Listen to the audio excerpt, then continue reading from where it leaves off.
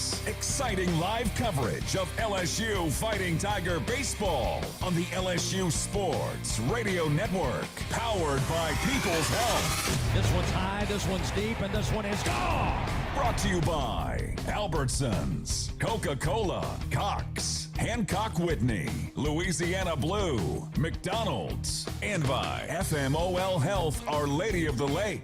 Nobody on, 2 outs, bottom of the ninth, 12-5, Tigers lead the 0-2. Swing and a miss, struck him out. Head north, young man, you're going to Omaha. Your home for exclusive live coverage of the Powerhouse. On the road to Omaha, LSU Fighting Tiger baseball from the LSU Sports Radio Network, powered by People's Health.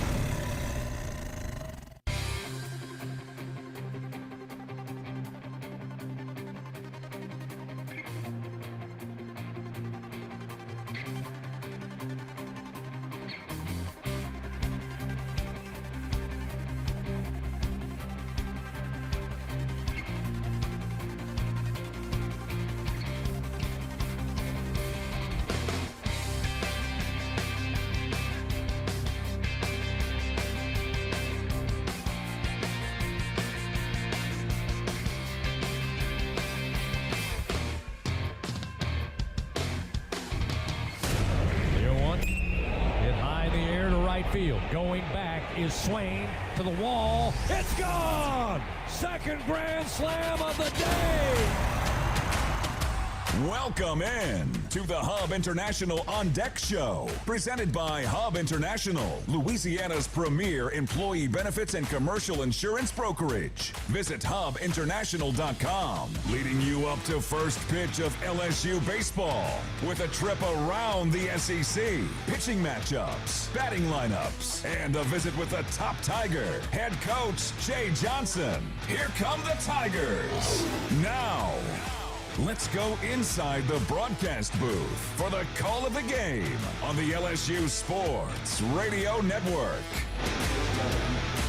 Another beautiful afternoon on tap here in the capital city of Louisiana. We get set for SEC baseball. It is game number 2 of this series as the 18th ranked Kentucky Wildcats coming in, taking on your LSU Fighting Tigers. Hello, everybody. This is Chris Blair along with Tiger champ Doug Thompson. Our straw back inside the Capital One studio today. That's Adam Penny welcoming you to Skip Bertman Field inside Alec Box Stadium here on the campus of LSU in Baton Rouge for today's play-by-play story. Last night in Game 1, it was Jackson Jelkin, the Kentucky starter, going 8 full innings, gave up 5 hits, just 2 runs, striking out 7. But the Tigers, with opportunities in several frames, unable to plate more than 4 runs. Kason Evans, pitch count got high early on. He able to settle down, went 6 full innings, but Kentucky goes on to take Game 1 by a final of 7-4. Coach Jay Johnson, after last night's game, saying the team had those opportunities and they took nibbles instead of taking chomps. He wants his team to take chomps when the opportunities arise on the bases, and LSU will try to do that again today. William Schmidt going to get the opportunity.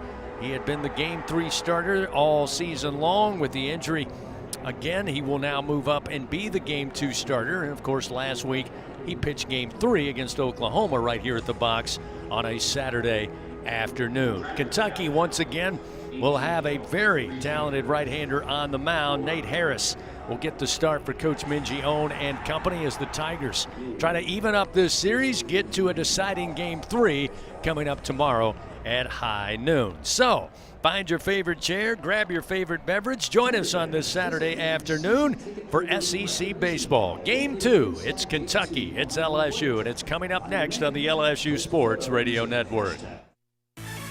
Hey Tiger fans, get ready to swing for the fences because the 2025 baseball season is upon us, and SeatGeek is here to help you experience all the action. SeatGeek makes it easy to find tickets so you can be part of all the home run celebrations this season. Whether you're buying or selling tickets to LSU baseball games or to any other live event in Baton Rouge, SeatGeek is the place to do it. SeatGeek is the official ticket marketplace of LSU athletics. The most disruptive idea in ticketing, a ticket that works. Expect the expected. SeatGeek. This is Secretary of State Nancy Landry. Knowing the rules of the game is critical for both athletes and fans. Elections are no different. Changes are coming to Louisiana's primary elections next year, so before voting in April, visit geauxvote.com or download the free Go Vote mobile app. Keep your registration current, understand how your party affiliation affects your options, and learn about offices affected by the new law. Know before you go, and go Tigers! Baton Rouge, you rolled the dice and we hit the jackpot. Thank you for voting for LeBear's Casino and helping us win 11 Best of Baton Rouge medals, including Best Slots, Best Table Games, Best Hotel, Best Steak, Best Sports Bar, Best Live Music Venue, and more. When you're ready for an award-winning night out, get to LeBear's Baton Rouge. Must be 21. Gambling problem? Call 800-522-4700.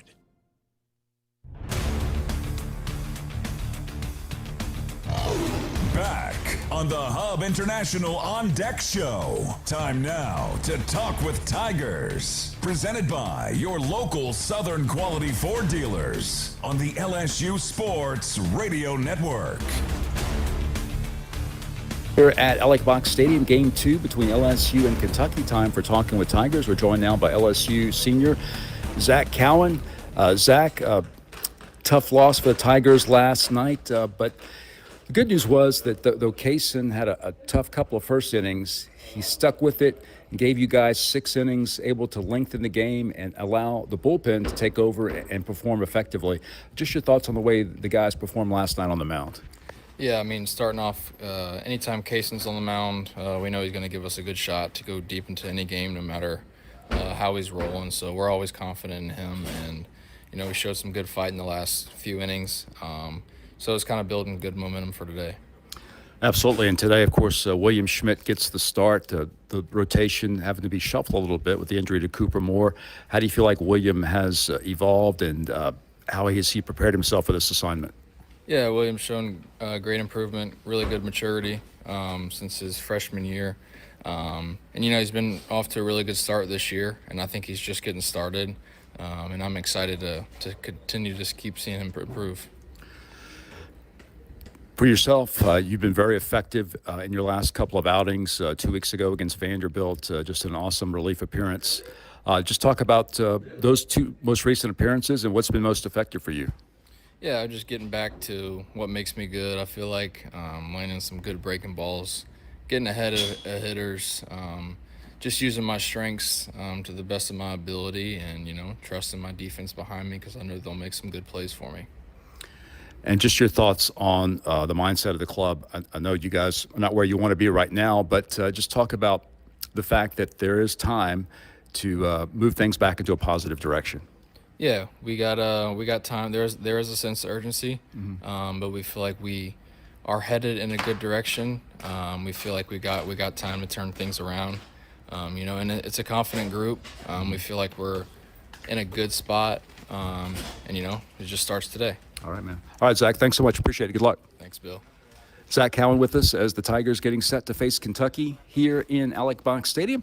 A lot more to come after this on the LSU Sports Radio Network. Everyone has their own favorite way to experience Louisiana. For some, it's the taste of hot beignets with a creamy cafe au lait. For others, it's swaying to the music of brass bands, Zydeco, and all the music in between. It's boating on the bayou, weaving your way through festivals, road tripping in pursuit of the greatest gumbo. Whoever you are, whatever you crave, Louisiana will feed your soul. Go to findyourlouisiana.com to plan your visit today. Zach Bryan with Heaven on Tour. Poison myself again, something in the orange tells me you'll never come Saturday, home. March 28th, Tiger Stadium. Wish I didn't, but I do. Remember every moment on the nights. With special guests, Camp and J.R. Carroll. Tickets are on sale now at ZachBryan.com. I think I heard you coming. Don't miss Zach Bryan live. I'm Scarlett Johansson. My family relied on public assistance to help provide meals for us. These meals fueled my involvement in theater and the arts as a child, which fostered my love for acting. The Feeding America network of food banks helps millions of people put food on the table. You can join the movement to end hunger by donating, volunteering, and advocating. Because when people are fed, futures are nourished. Join the movement to end hunger at feedingamerica.org/actnow. Brought to you by Feeding America and the Ad Council. Here we go. Leading you up to first pitch, this is the Hub International On Deck Show. Time now to take a trip around the Southeastern Conference. Presented by Visit Baton Rouge, Louisiana's capital city. Expecting another great crowd on hand here. Weather couldn't be better for college baseball here in Baton Rouge. We'll get you your full game day forecast coming up in just a bit as we get you set for Game 2 this afternoon between Kentucky and your Tigers. A reminder, if you think you have what it takes to be a true Caniac Maniac, prove it at the next home baseball game. You could win a prize pack courtesy of Raising Cane's One Love. Let's take a look around what's happening in the SEC. With that, once again, here's Tiger champion Doug Thompson. Doug? Thanks, Chris. We'll start off with the standings after last night's games. Texas sneaked out a win in the bottom of the 10th inning against Oklahoma. Had to come back there 6-2 now. They lead the conference. Mississippi State and Kentucky and Georgia are all 5-2. Auburn, Florida, Alabama, and Arkansas sit at 4-3. Oklahoma is now 4-4. Texas A&M, Ole Miss, Tennessee, and Vanderbilt are 3-4. LSU's 2-5, and Missouri and South Carolina both sit at 1-6. Currently, scores underway across the league. Well, it's not going to let me refresh. We'll have to get you some scores. There's only a couple games right now. I see them at the top here. Georgia and South Carolina are tied at 1 apiece. That game's in the bottom of the second inning. And also in the bottom of the second. How about Florida looking for another win there against Arkansas, leading that game 2-0. Again, the Hogs are up to bat. Vanderbilt hosting Tennessee, no score yet there in the bottom of the third inning. Headed to the bottom of the first, Ole Miss and Mississippi State, still no score. Texas A&M and Missouri will throw their first pitch at 7 o'clock, as will Oklahoma and Texas, and Auburn and Alabama. So a triple header all starting at 7 o'clock Central Time tonight. Of course, we won't be here to tell you about those scores, but it'll give you something to watch after this game. No doubt about it. Thank you, Doug. And again, a lot of those old SEC rivalries in action on the diamond this weekend, as Doug just told you, obviously, Texas and Oklahoma, and, of course, it's Alabama and Auburn getting together in Tuscaloosa. This LSU baseball moment brought to you by ES&H. Keeping South Louisiana safe, compliant, and strong with expert environmental and safety solutions. We'll continue with more on the Hub International On Deck Show. Up next, we'll take a look at the starting pitching. It was a big factor in last night's Game 1, no surprise. Doug will tell us how important it will be in Game 2 for both the Wildcats and the Tigers. That's coming up after this on the LSU Sports Radio Network. Squeeze every ounce of life out of every day. Memorize every sunset, every face you love, and climb every obstacle until you can't go higher. With Louisiana Blue, you're free to soar because you've got the compassion of the cross, the security of the shield, and the comfort of blue behind you. Live Louisiana. We've got you. Louisiana Blue. Louisiana True. When it comes to investing in your home's comfort, it's never just one thing. You want to make sure you get an air conditioning system that's reliable, affordable, energy efficient, backed by a strong warranty, and is installed by a dealer you can trust. That's why people who insist on the best choose Trane. Trane is a proud partner of LSU Athletics. Visit TraneSouth.com today to find a Trane dealer near you. It's hard to stop a Trane, but it's easy to afford one. Ask for details. On Alabama's beaches, the coastal code isn't written on signs. It's written in the moments you make. It says, drop your flip-flops in the boardwalk and run. Seashells are the party favors of the Gulf, and all dance floors extend to the shoreline. Ready for a place where play leads the way? You'll get it when you get here. It starts with rule number 1. Start planning at alabamasbeaches.com. Here we go. The game's pitching matchups as the Hub International On Deck show continues on the LSU Sports Radio Network.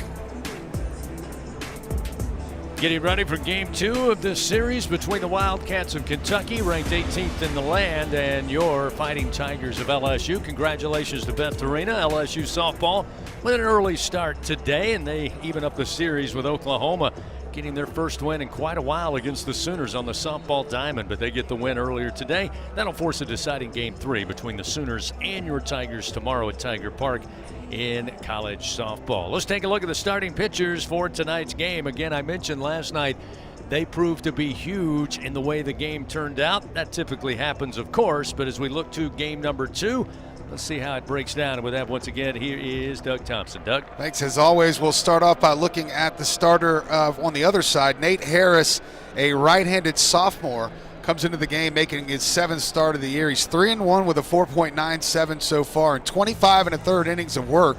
He's allowed 17 hits, 14 earned runs.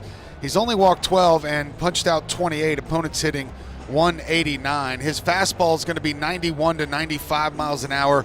His sinker will be up there in the lower 90s to mid 90s as well. Slider, changeup, curveball. He'll throw his fastball, that four-seamer, most of the time. Slider's his next favorite pitch, and then the cutter, specifically to right-handers. And for the Tigers, it's going to be William Schmidt, also making his 7th start of the year. He's 3-1 with an even 3 ERA in 30 innings of work this year. 23 hits, 11 runs, only 10 earned, 9 walks, and 46 strikeouts for Schmidt. 205 batting average against. And William Schmidt, the key for him today is no different than it was yesterday for Case and Evans. You got to try to get those first couple guys of the inning, or at least the leadoff guy, out. Yes, last night Kentucky was 5 of 9 in that category, and they really play small ball well. They bunt them over, they hit and run, they steal, they just put pressure on a defense, and that's why in this game in particular, in this series, in fact, getting that leadoff batter of every inning will be William Schmidt's primary goal today. All right, another good one on the mound. Sophomore right-hander Nate Harris for the Wildcats. Sophomore right-hander William Schmidt for your Tigers. We'll continue with more on the Hub International On Deck show. A quick reminder, you can have the right equipment to take on any job linked to the land. Just visit Sunshine, your hometown John Deere dealer in Louisiana. You find them online at sunequip.com. Up next, we get the thoughts from Coach Dave Johnson on last night's game and what to do to get this series evened up today against the Wildcats. Coming up next on the LSU Sports Radio Network. Albertsons is making shopping and saving easier than ever. Check out Albertsons for you on our mobile app or at albertsons.com, where you can shop online and save over $300 weekly with digital coupons. Earn reward points every time you shop in-store or online and redeem your points for free groceries. Download the Albertsons app or go to albertsons.com to start saving. Albertsons, fresh foods, local flavors. Hi, this is Chef Kevin Belton for People's Health. If you have diabetes, heart failure, or cardiovascular disorder, and you have Medicare, ask about a People's Health Chronic Condition Special Needs Plan. It's a Medicare plan designed to help with the unique needs that go along with these chronic conditions. Call People's Health today. Your benefits could start as early as next month. Plans are insured through United Healthcare Insurance Company or one of its affiliated companies, a Medicare Advantage organization with a Medicare contract. Enrollment in the plan depends on the plan's contract renewal with Medicare. Hey Tiger fans 12 and younger, don't miss your chance to be a part of Mike's Kids Club. Presented by Shell, the exclusive kids club of LSU Athletics. Join Mike's Kids Club for only $25. Get the official Mike's Kids Club t-shirt, free admission to select LSU athletic events, and much, much more. To learn about upcoming events and to join, please visit LSUMKC.com. The Mike's Kids Club, presented by Shell. Hi, you're listening to Meditating with Jan from Toyota. Soften your focus and visualize yourself off-roading in a Tacoma.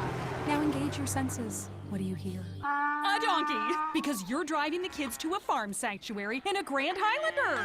Breathe in, breathe out, and go from dreaming it to driving it today. Dealer inventory may vary. See your participating Toyota dealer for details. Event ends March 31st.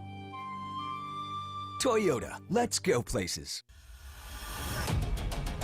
Before the Fighting Tigers take to the field, time to visit with the top Tiger. LSU skipper Jay Johnson.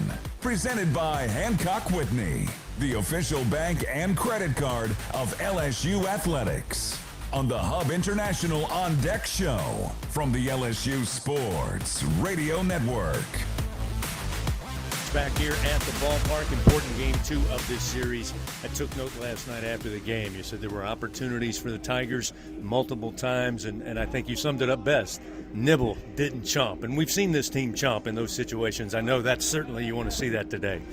Yeah, no doubt. And I'll give Jackson Jelkin credit. And we've been doing this for 4.5 years. I usually don't hat tip the other pitcher. He's pretty good, and we had our chance to kind of put a dent in him. And even if you don't, get to the tie or the lead there, and I think it was the 3rd or the 4th inning, what we would have been able to do is get him out of the game a little earlier, and we were able to score a couple runs off one of their better relievers. And so, I liked how they fought in that 3rd inning, set the table, and we didn't get the swing that would have extended more pressure on him. And so, credit to him. And then he got really good after that, and we didn't get a whole lot of opportunities after that. But when you're playing a good team like Kentucky, you have to take advantage of chances when you get them, and that's what we need to do a better job of today. I know, obviously, Kentucky, a team that once they get runners on, that's kind of the fuel to their offense, and they were able to do that, especially with a leadoff hitter.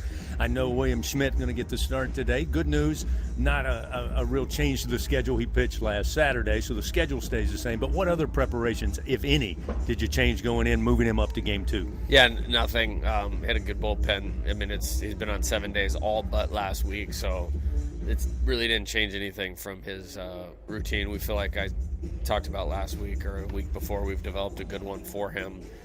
He feels good. He's ready to go. We did send him home a little early last night with the day game after the night game, so he left after about the 4th inning to get a good night's rest. And really, their whole deal is predicated off walks and hit by pitches. I mean, I don't really feel like they swung the bat with any authority last night, but they did execute when they got runners in scoring position because they'd created those opportunities through free bases, and we need to limit those. If you limit those, it makes it hard for them to score. Again, Coach, opportunity today in game 2, middle game of the series. Best of luck. Get after him. Thanks, Chris. Head Coach Jay Johnson, everybody. Will take a timeout. When we come back, starting lineups, and then we'll get it started. First pitch coming up, game 2, Kentucky and your Tigers here at the box on the LSU Sports Radio Network. Hey, Tiger fans 12 and younger, don't miss your chance to be a part of Mike's Kids Club. Presented by Shell, the exclusive kids club of LSU Athletics. Join Mike's Kids Club for only $25. Get the official Mike's Kids Club t-shirt, free admission to select LSU athletic events, and much, much more. To learn about upcoming events and to join, please visit LSUMKC.com. The Mike's Kids Club, presented by Shell. Squeeze every ounce of life out of every day. Memorize every sunset, every face you love, and climb every obstacle until you can't go higher. With Louisiana Blue, you're free to soar because you've got the compassion of the cross, the security of the shield, and the comfort of blue behind you. Live Louisiana. We've got you. Louisiana Blue. Louisiana True. Get ready, Tiger fans! Venture Global is proud to partner with LSU Athletics, powering Louisiana and the world with clean, low-cost, reliable energy and fueling the future of our great state. As we cheer on the Tigers this season, we're also driving innovation, creating jobs, and supporting our local communities. Together, we're building a brighter, more sustainable tomorrow. Venture Global, proud partner of LSU Athletics, powering champions on and off the field. Go Tigers! Wrapping up the Hub International Show. We are just moments away from first pitch. Time now for the game's starting lineups. Presented by Cintas. Build a better workday when you partner with Cintas. Visit Cintas.com. Back here, getting you ready for Game 2, Kentucky and LSU at Alex Bank Stadium. Time now to take a look at those Cintas starting lineups For the Wildcats, 21-4 on the year. They are now 5-2 in conference action. Once again, Jace Tarnish, the center fielder, will lead things off for Coach Mingione, a junior batting .343, again in center field. Luke Lawrence will bat second, play third base. Tyler Bell will be at shortstop. He will be third in the order. Hudson Brown at first base will bat cleanup, the sophomore, with a .376 average, 23 runs batted in, 7 doubles and 2 home runs for Brown. Ethan Hindle will be at second base. He'll bat fifth for the Cats. Tiger Tyson, the DH, will bat sixth. Carson Hansen in left field will bat seventh. Owen Jenkins behind the plate catching will be in the 8th spot. And Ryan Schwartz will be in right field. He will round out the lineup for Kentucky. Now for your Fighting Tigers of LSU, 17-10 their overall mark, 2-5 to start SEC play. Stephen Milam once again atop the order, the switch hitting shortstop, a junior batting .248. Jake Brown will stay in the 2 spot. He'll be in right field, .375 average, leading the Tigers with 39 runs batted in and 11 home runs. Omar Cerna Jr., the freshman catcher, will bat third in the order today. Derek Curiel, for their second straight game, will bat cleanup, the sophomore center fielder with a .333 average. Seth Dardar coming off a really good performance at the plate last night, including 3 doubles. He will be in center field. He'll be the cleanup hitter. Or I should say, Dardar will be at second base. He'll bat fifth, and he will be at second base. John Pearson at third base once again will bat sixth. It'll be Zach York at first base batting seventh. Mason Braun getting a start as the DH today, his 13th start of the season. Chris Stanfield once again at the bottom of the order will be in left field, the senior, batting .268. Again, as Doug told you earlier, sophomore right-hander Nate Harris on the mound for the Wildcats. It'll be sophomore right-hander William Schmidt on the mound for your Tigers. That means the starting lineup has been announced. First pitch is around the corner. We get it started right after this on the LSU Sports Radio Network. At Hancock Whitney, we don't leave things to chance, including the Tigers season. That's why we ran thousands of our LSU Visa debit cards through every game day ritual around the Gulf South. Get your LSU Visa debit card and some good game day luck for the Tigers this year. Learn more at HancockWhitney.com/LSU. Gotta carry that purple and gold. Hancock Whitney, official bank of LSU Athletics. Hancock Whitney Bank, member FDIC. Squeeze every ounce of life out of every day. Memorize every sunset, every face you love, and climb every obstacle until you can't go higher.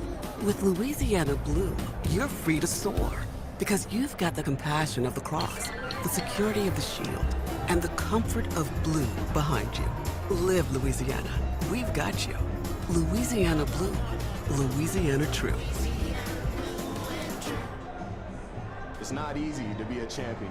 It's built from every swing, pitch, and game. All season long. In the grind, the focus, and in the recovery. FMOL Health, Our Lady of the Lake experts provide best-in-class care for defending national champions LSU baseball. On the field, I trust my team. For my health care, I trust the lake. From championship athletes to everyday champions, trusted care starts here. Visit OLOLRMC.com/LSU. 17 SEC championships. One out, bottom of the ninth. Runner at first. 54 NCAA regional and super regional appearances. Shores comes set, the 0-1. 20 trips to Omaha and the College World Series. Ground ball towards Dickinson, flips it to Milam. 8 national titles. The relay to first in time. Tigers win. Tigers win for the second time in 3 seasons and the 8th time in program history. The Fighting Tigers reach the pinnacle. They stand alone atop the mountain. Your LSU Fighting Tigers, the 2025 college baseball national champions. The powerhouse. This is LSU Fighting Tiger Baseball.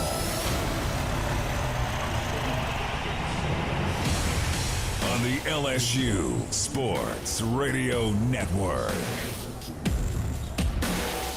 An absolutely picture-perfect day here in the state capital of Louisiana, and it is a perfect backdrop to SEC baseball. Welcome in, everybody. Game 2. Kentucky on the road taking on the homestanding LSU Tigers.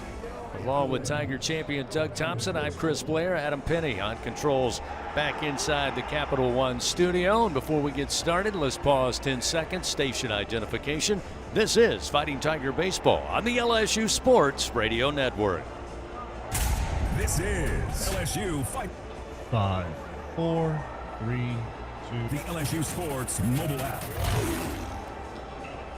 For those in attendance, they are enjoying the weather today. For those of you listening or tuned in, I'll give you your game day weather report brought to you by AccuTemp. Chance of power outages never if you get a whole home generator from AccuTemp and keep the power in your hands. How about 73 degrees, the current temperature. Probably top out this Saturday around 76. Nothing but sunshine right now, not a cloud in the sky.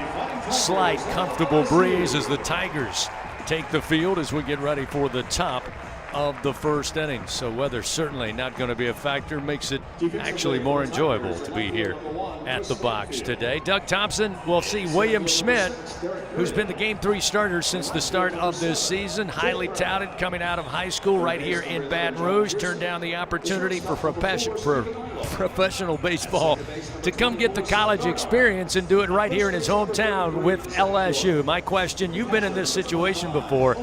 He's been the Game 3 starter. He's been locked in on that schedule. Does it change anything physically or mentally in the fact that, not that he's got any extra days rest, he pitched last Saturday. Is there any mental aspect to going from a Game 3 to a Game 2 or in any of that type of order? I would say no. I mean, you don't get to watch 2 games and maybe get more information on the hitters you're going to face. I mean, that's a little different. But in terms of the other preparation, I think like that 5-game starter in the major leagues, like that's a little bit different if you ask a guy to go from 5 to 4. But when you're talking about a 7-day rest, I feel like everything should be locked in for William Schmidt. And I feel like this was kind of inevitable how well he was throwing the ball. And, of course, next man up when Cooper Moore goes down. Like, we need a Cooper Moore-like outing from William, and what I mean by that is a lot of strikes, and a lot of strikes early because, you know, I've already kind of killed the point that getting these leadoff batters out is so important with a team like Kentucky. Jay Johnson mentioned it a while ago when we talked to him prior to the game. He said, hey, look, the game last night, 2 things. One, LSU had opportunities, especially there in the 3rd inning, to not only get the momentum, but actually have a chance to take a lead. As he mentioned last night, the Tigers nibbled instead of taking that big chomp they needed to make. On the other side, he said, hey, look, this is a Kentucky team whose offense is predicated on getting runners aboard. That's the fuel that makes this offense go, and goodness knows, too many free passes last night. We know what William Schmidt can do. We know his pitch mix. Obviously, it's throw strikes, as you just alluded to, but also find a way to keep men off base, because that's the trap Kentucky wants to put you in. Yeah, and don't forget, Jackson Jelkin had a night last night. I mean, he was out there with the paint can. We rarely see a guy go to 100-plus pitches, over 70% strikes. I mean, he really did a great job out there on the mound. You heard Jay say it on the radio. He said, hey, look, I don't typically tip the cap after a game for a job well done, but that was an impressive performance by Jelkin last night. We're ready to go. Tarnish to lead it off in the first pitch from Schmidt. Going to miss for ball 1 time at first pitch, 2:04 Central Time. Tarnish awaits, and he'll swing. Put this in the air, right center field. Braun coming over. Curiel will yield, and Braun will have it. So 2 pitches in the first out of the inning.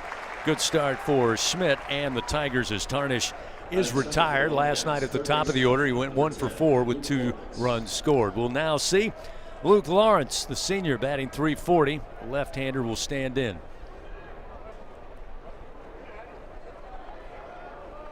Tigers defensively have John Pearson again at 3rd, Stephen Milam at shortstop, Seth Dardar at 2nd, where we saw him earlier this year. And Zach York, of course, at 1st. As that delivery by Schmidt, a called strike, and it's 0-1. He goes to the fastball to offer up the first pitch to Lawrence. Stanfield, Curiel, and Braun as you look to the outfield left to right. This time, did he hold up? Nope. Home plate umpire says he went around on a pitch down on top of the plate, and Schmidt works ahead 0-2. Lawrence was 1 for 3 in the opener. Came around to score a run, reach base with a walk. Coach Mingione coming down the line. Looked like he was talking to both Lawrence and maybe the home plate umpire. Now he's back in the third base coaching box. Here's the 0-2 pitch from Schmidt, and it's fouled back into the screen. Brought the fastball at 96, still 0-2. It's the top four guys, maybe five, 292, the 5-hole hitter, but the top four guys all hitting above 340. Lawrence ready to go. William takes the sign, starts the wind. The 0-2, low and inside. Again, not a bad 0-2 pitch, but Lawrence willing to let it go. Makes it 1 ball and 2 strikes. Again, if you're a coach out there or a CEO and you lead people towards success, we recommend Skip Bertman's book, Everything Matters in Baseball. Just go to skipbertman.net right now. Get your copy. Ground ball to first. York tried to backhand it. Couldn't quite get the glove around it. He'll chase it down between first and second, and Lawrence will arrive safely at first, and Kentucky gets his first base runner here in game number 2. It's going to be interesting to see how they rule this. Again, York had to come off the bag. They had Dardar shaded a little bit to second, so he didn't try to go for it. But, again, it was a backhand try, not an easy play, but it looks like they're going to give it a infield single. Well, it wasn't routine. It wasn't a routine play. Had to take a couple steps, a backhand, and it was hit relatively hard. So now with a runner on, Schmidt will keep an eye on him, bring the pitch to the plate. Fastball missing for ball 1, and it's 1-0. Tyler Bell at the plate, the sophomore, a left-hander. Was a big part of Kentucky's team last year as a true freshman. Here's the 1-0 outside. 2 balls, no strikes. Omar Serna Jr. back there again behind the plate. I mean, why wouldn't he be? Last night threw 2 lasers to gun down a couple runners. Runner at first, short lead at the moment for Lawrence. Here's the 2-0 pitch. Again, just off the outer edge with the fastball. Now 3-0 the count to Bell. By the way, Serna completes the battery with William Schmidt. Serna behind the plate. Started last night, was relieved late by Edward Yaman. 3-0 the count to Bell with a runner at first, 1 down. Just underway, top of the first, and there's a strike. 3-1 now.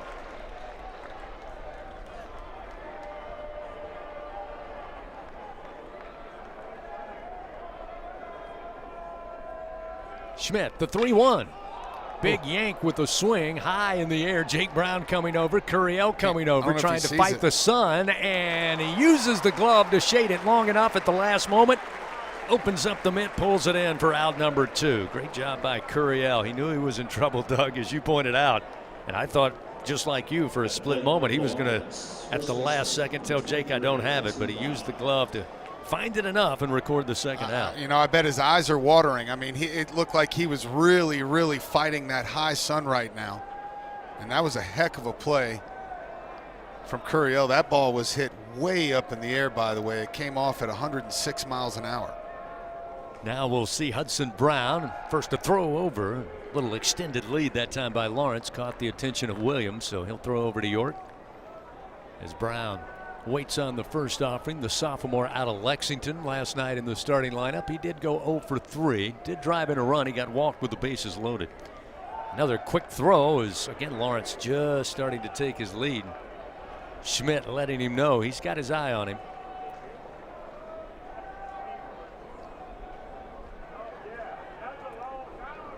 Brown, a 376 hitter, 388 with runners aboard. Again, you can go up and down this Kentucky lineup. They are impressive with runners on. And again, they use everything within the tool bag to get them on, get them over, get them in. Saw it on display last night, that 3-run 7th inning. The difference. Runner goes. Serna hesitated momentarily on the exchange, and the throw out into center field, and that's going to allow Lawrence to hop up quickly, make his way to third. Again, Serna, I think, Doug, as he rose, looked like a pretty good pitch to work with, but maybe didn't get it cleanly out of the glove to the throwing hand. I'm not sure if it was that or he double pumped because no one was there yet because they're in this awkward shift, right? So there definitely was a pump there. And you're right, it was a good pitch to throw, but I think that was more that there was nobody at the bag. There's a strike to Brown. That'll get William Schmidt ahead in the count, 0-2. Again, the Cats with a runner at third. 2 outs, top of the first. Strike him out anyway. 2 outs, the 0-2. Swing and a miss. Little breaking ball, and Braun down on strikes. Big time battle early on there by William Schmidt with a runner at third. Kentucky leaves him stranded right there. No runs, one hit. One error on, they have changed that. They gave an error to the. Oh, they did. To the Tigers, and the Wildcats leave one man on. So it's still a scoreless game after a half inning. The Tigers coming to the plate. It'll be Milam, Braun, and Cerna. We come back. This is Fighting Tiger Baseball. In Baton Rouge, locals don't just love their home. They love sharing it. Discover a city where culture is abundant. Hospitality comes natural, and the best spots are never kept secret. With the vibrancy of a big city and the ease of a weekend getaway, Baton Rouge invites you to slow down, savor, and soak it all in. Find your pace at visitbatonrouge.com. In the SEC, it just means more. But what is it exactly? It's the fans, the students, the traditions, the legends. It's passion to celebrate deeper, reach farther, think smarter, make an impact off the field. Hey, Chris, everything good on y'all's end over there? It happens when 16 schools raise the bar as one. Because in the SEC, it just means more. I'm Chris Jakovic. I served in the United States Air Force, and I deployed 3 times. Being a veteran, it's interwoven into your DNA. Is really the absence of the connection and the purpose that can really drive a lot of veterans to some negative thoughts. For those who are in a suicidal crisis, the window of time to save somebody's life is very short. Our duty is to protect ourselves and protect our families, and one way you can do that is store your weapons safely. Store all your guns securely. Help stop suicide. Brought to you by End Family Fire and the Ad Council. Here we go. Live action of LSU Fighting Tiger Baseball continues from the LSU Sports Radio Network, powered by People's Health. Head to the bottom of the first inning. No score. LSU coming to the plate.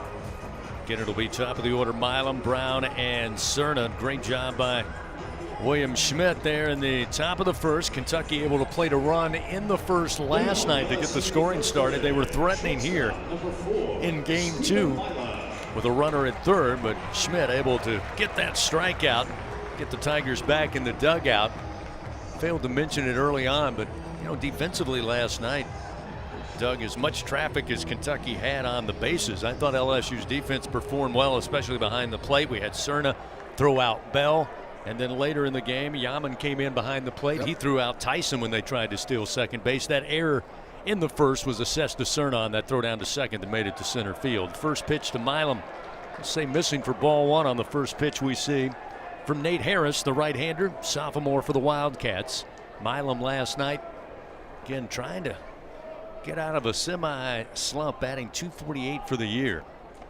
We've seen him at the top of the order. We've seen him down in the order, but coach going to leave him up there, try to be very discerning at the plate. That one a called strike, so it's 1-1.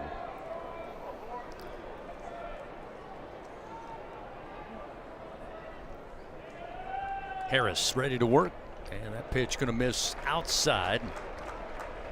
Make it 2 balls and 1 strike. Luke Lawrence at third base, kind of shaded towards second. He's even with the third base bag. They've got everybody else back in the middle infield with a foot or 2 on the outfield grass. Milam, of course, the switch hitter, batting from the left side against the right-hander. Will foul this one off, out of play left side. That'll even the count 2-2. Yeah, thinking about that throw from Cernan, that's a tough luck error. It really is, because if my suspicion's right, I think he would have had plenty of time and actually made a good throw, but I think he had to hold it and wait for the guy to get there. Now they'll go with an extreme shift, and Milam will try to go the opposite way, but a ground ball hit right at the lone man waiting for it, and that was the shortstop Bell, who didn't move much. He'll throw to first, and that'll record the first out. Kentucky likes to employ their third baseman Luke Lawrence going all the way to the right side of the diamond, playing that rover position in the shift. So it was only Bell on the left side, and unfortunately Milam hit it right at him. That was a great swing, hit it very hard. So now we'll see Jake Braun. And the first pitch to Jake. Harris delivers a firm fastball in there on the inside corner. 0-1.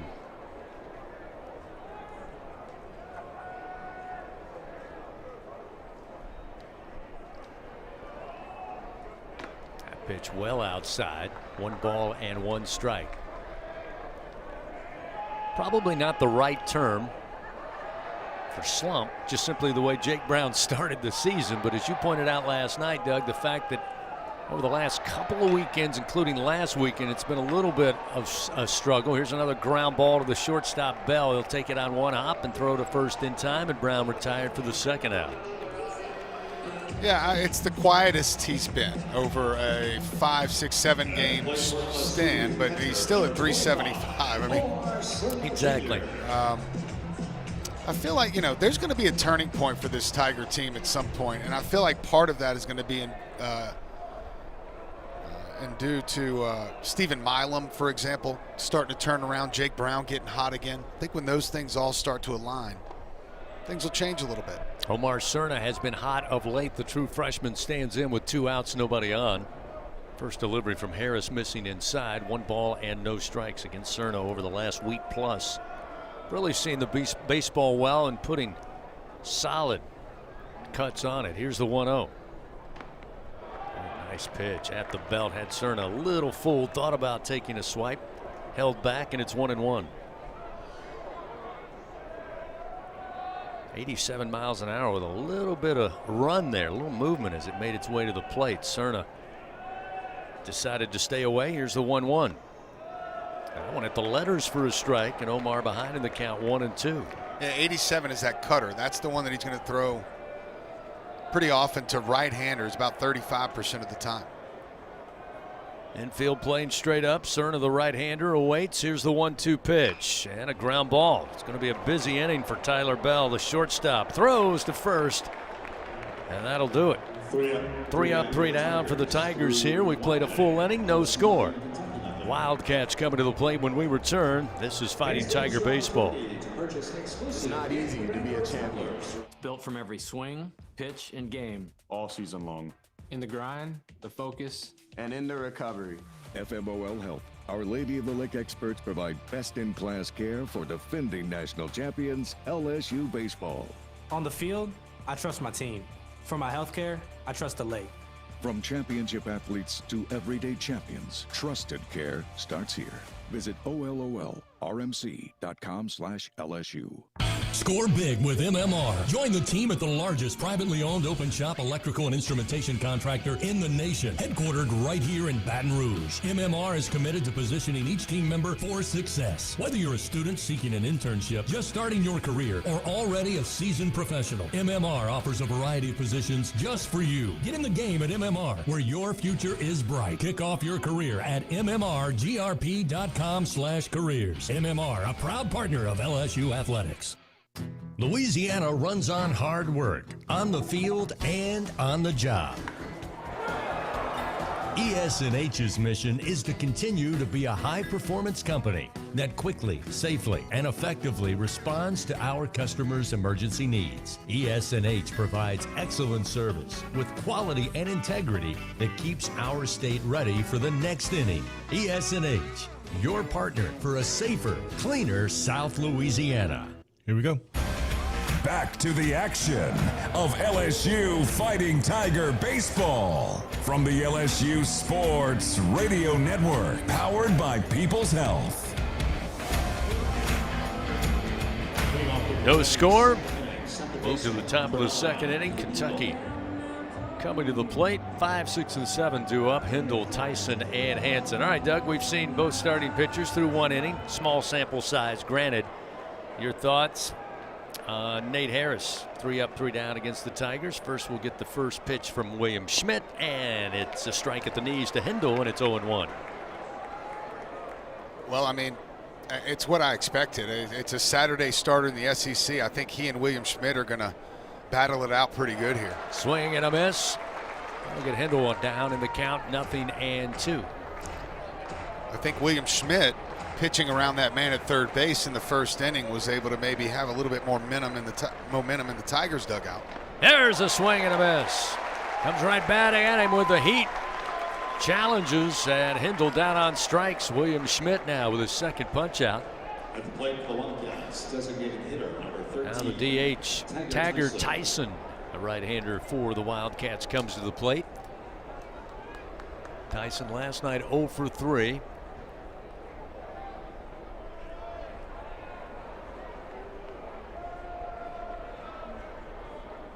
And the first pitch to the plate. Missing inside at the belt, 1-0. You know, I was asked earlier today, and I have a suspicion you were too, if this is a must-win game for William Schmidt. The 1-0 pitch, ground ball, and it's going to be a base hit. Left of second base into left center field. Kentucky with their second knock of the game and with one out. They've got Tyson aboard, Hansen to the plate. First of all, were you asked that question? I was. So I'll tell you what, I don't know what your answer was, but I'll tell you what mine was. You can tell me if you feel the same or differ a little bit. I feel like it's an important win for William Schmidt. I think we're a little early in the season for must win. I feel like it's an important game for LSU, and maybe the most important game William Schmidt has pitched in yet, but not a must win. Yeah, I actually had an interview this morning and was asked about must win, and I think I point blank said, I really don't think at this point of the year there's any must wins. I mean, obviously, but I agree with you. I think for William Schmidt, I think this is the biggest game in this spot of the season. Ground ball up the middle. Milam able to track it behind the second base bag.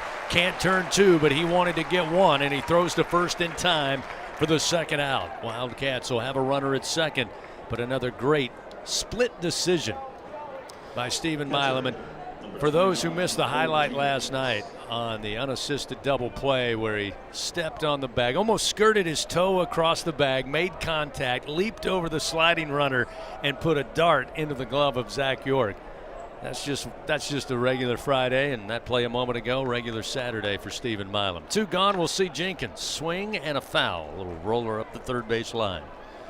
Yeah, add that one to the highlight reel. I know there was something in the back of Milam's mind thinking about flipping that ball to Dardar, who was running to second base. I'm glad he took that out. Now William Schmidt, once again, going to have to pitch around runners in scoring position with 2 outs. Here's the 0-1 to the plate. Jenkins pops it up, foul territory. Cerna says he has it near the Tiger dugout, and he does. So William Schmidt, another good inning, able to leave a runner stranded, still scoreless. Kentucky no runs, 1 hit, 1 man left on. We played an inning and a half. No score here at the box. LSU coming up next. Curiel, Dardar, and Pearson after this. Fighting Tiger baseball. Hey Tiger fans 12 and younger, don't miss your chance to be a part of Mike's Kids Club. Presented by Shell, the exclusive kids club of LSU Athletics. Join Mike's Kids Club for only $25. Get the official Mike's Kids Club t-shirt, free admission to select LSU athletic events, and much, much more. To learn about upcoming events and to join, please visit LSUMKC.com. The Mike's Kids Club, presented by Shell.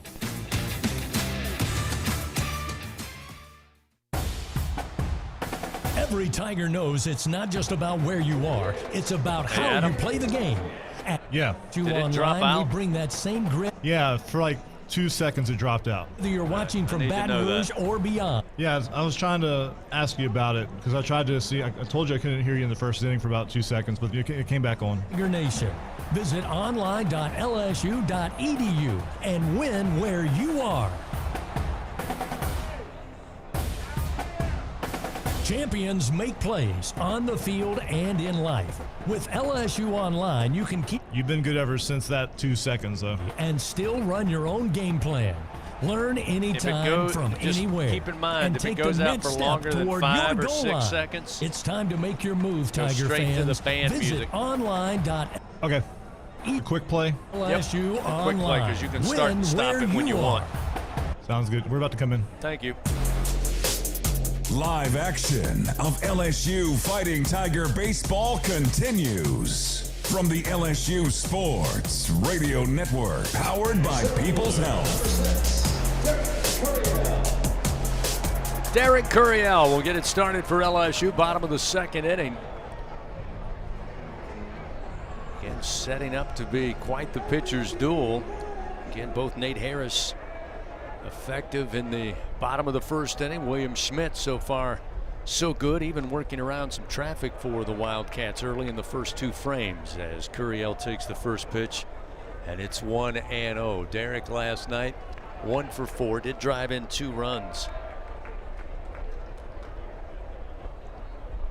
The 1-0 pitch from Harris down the line, but foul just past our third base umpire Seth Buckminster. That'll move the count 1-1 strike. Speaking of the umpires, I mentioned Christopher Griffith behind the plate calling balls and strikes. Jordan Farrell at first base, Augustus Griffin at second, and the aforementioned Seth Buckminster down the line at third. 1-1 strike to Curiel, leading things off for the Tigers, bottom of the second. Again, trying to lay back, go down the left field line, but this one in the air and towards the seats, out of play. Now 1-2 strikes. Fans, Our Lady of the Lake, proud to be LSU's championship health partner. Together, LSU and Our Lady of the Lake, champions for Louisiana. Together we roar. You can learn more at olrmc.com/LSU. The 1-2 pitch to Curiel, upstairs, evens the count 2-2.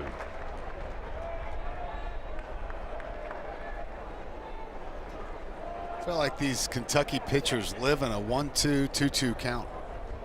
At least it seems that way so far this weekend. So far this weekend, indeed. The 2-2 and a line drive, and it got by the glove of the third baseman Lawrence, just out of his reach. Pretty obvious Curiel trying to go opposite field. A couple of foul balls that way. That time just a soft liner. And even though Lawrence was well off the third base bag, that was perfectly placed, just out of his outstretched arm. Well, that was a heck of an at bat. He held off that high fastball before and worked that count to 2-2. I wouldn't say he slapped that ball. I'd say he hit that ball pretty good the other way. It's one of the things that makes him really good. Speaking of really good, this guy was really good last night.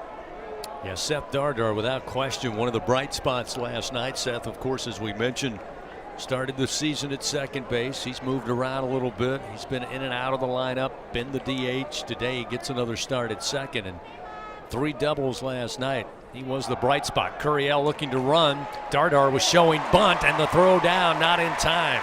Safe in with a stolen base. Curiel, his 8th of the season. And the Tigers with a little aggressive play will get a runner in scoring position. Nobody out here in the bottom of the second. Yeah, fighting fire with fire. Derek Curiel stole that base with his jump. By the way, reaching base for him, I want to say that is the second time in 11 innings so far the Tigers have had the leadoff runner aboard. The 1-0. Dardar lets it go. Fastball high. 2 balls, no strikes.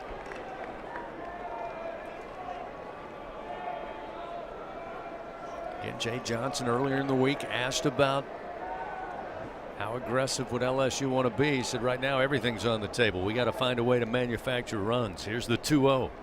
Swing and a miss. Dardar got handcuffed with a breaking ball in on his hands, and it's 2-1.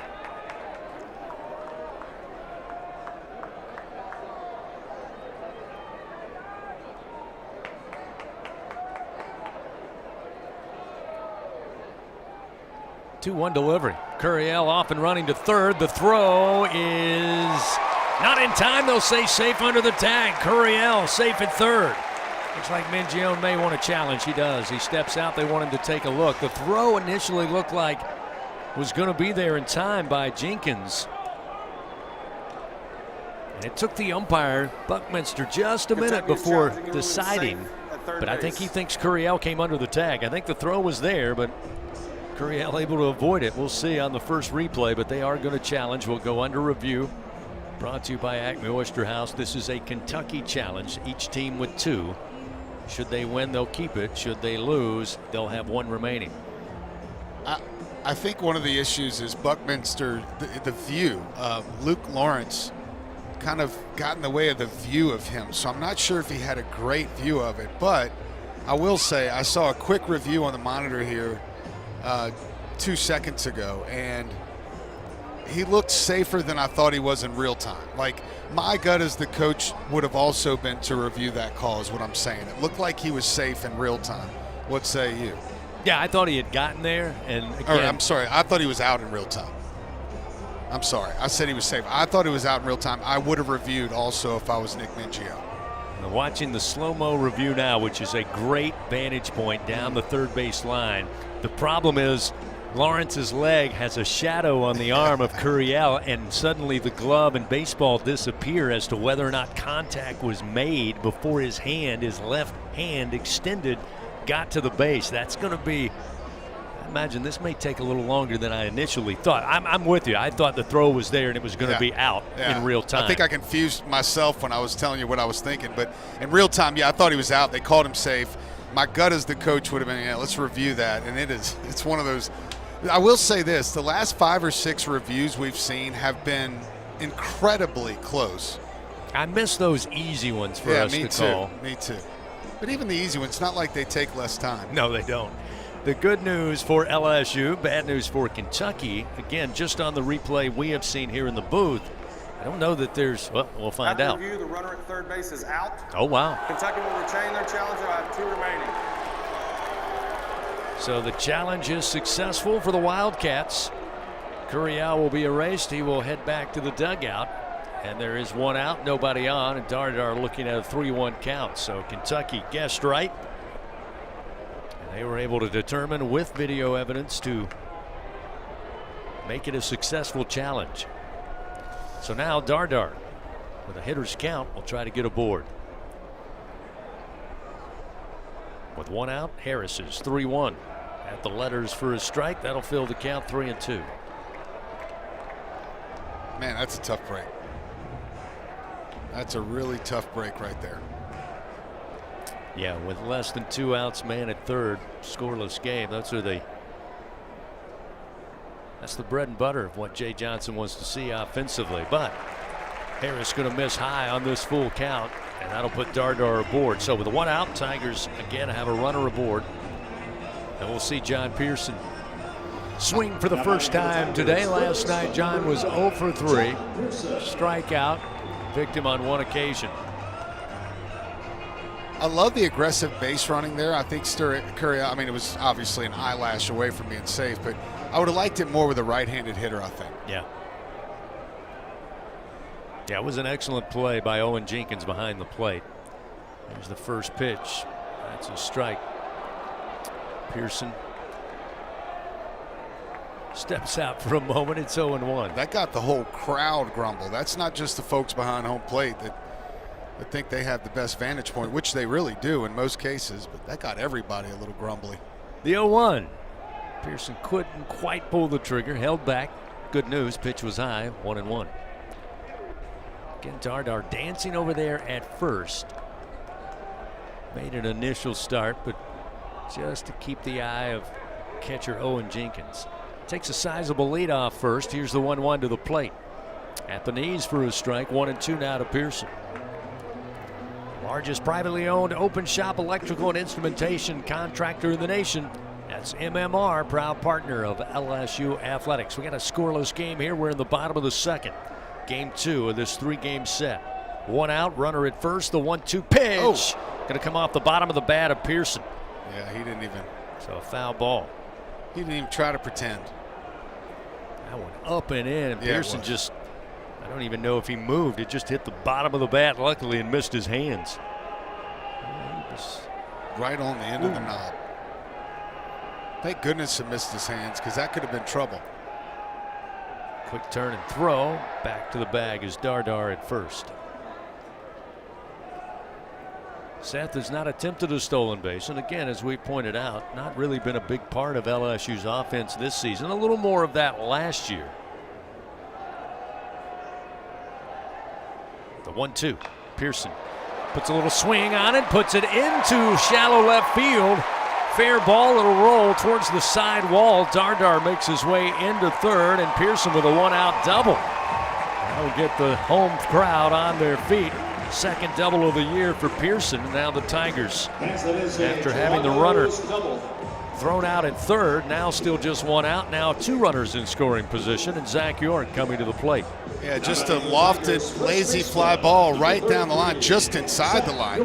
And with 2 strikes, Pearson up there fighting for his life, just kind of hooked around one, almost through the barrel at the bat. It was a slider low and off the plate. And that's a big break there for the Tigers after Curiel getting thrown out at third. Kentucky now going to call time. Assistant coach handles the pitchers. Dan Roselle out there going to visit with Harris in the Kentucky infield.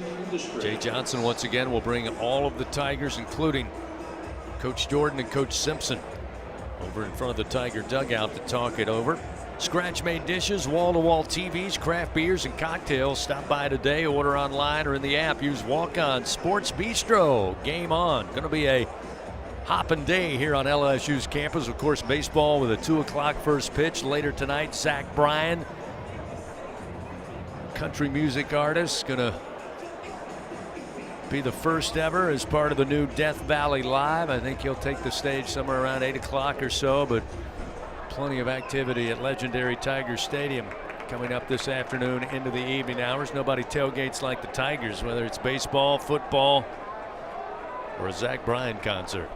Zach York stands in now, runners second and third with 1 out. First pitch, he'll swing, puts it in the air to left field. Hansen coming over a few steps. He'll glove it, tagging up his Dar. Throw going to come into third, and LSU takes the early lead. Sac fly RBI off the bat of Zach York. That's RBI number 17. And LSU, for the first time in this series, is out in front. Yeah, it feels good. Get that run to jump out in the lead, like you said, for the first time. I got to build on that here. A big single here with 2 outs, maybe score that other run, I tell you. That would be something the Tigers could use, man. It has just been tough sledding for them. Mason Braun came in last night as a pinch hitter, went 0 for 1. He gets the start today. Freshman, first pitch, he'll drive down to right field. Fair ball into the corner, gonna bounce off the wall. Easily coming in to score is Pearson, and with an RBI double, Mason Braun, the freshman, with RBI number 9. And it's 2-0 LSU. There we go. There we go, got something cooking now. Unfortunately, there are 2 outs, but still. 9-hole man up, Chris Stanfield. Last night, Stanfield 1 for 3 with a run scored.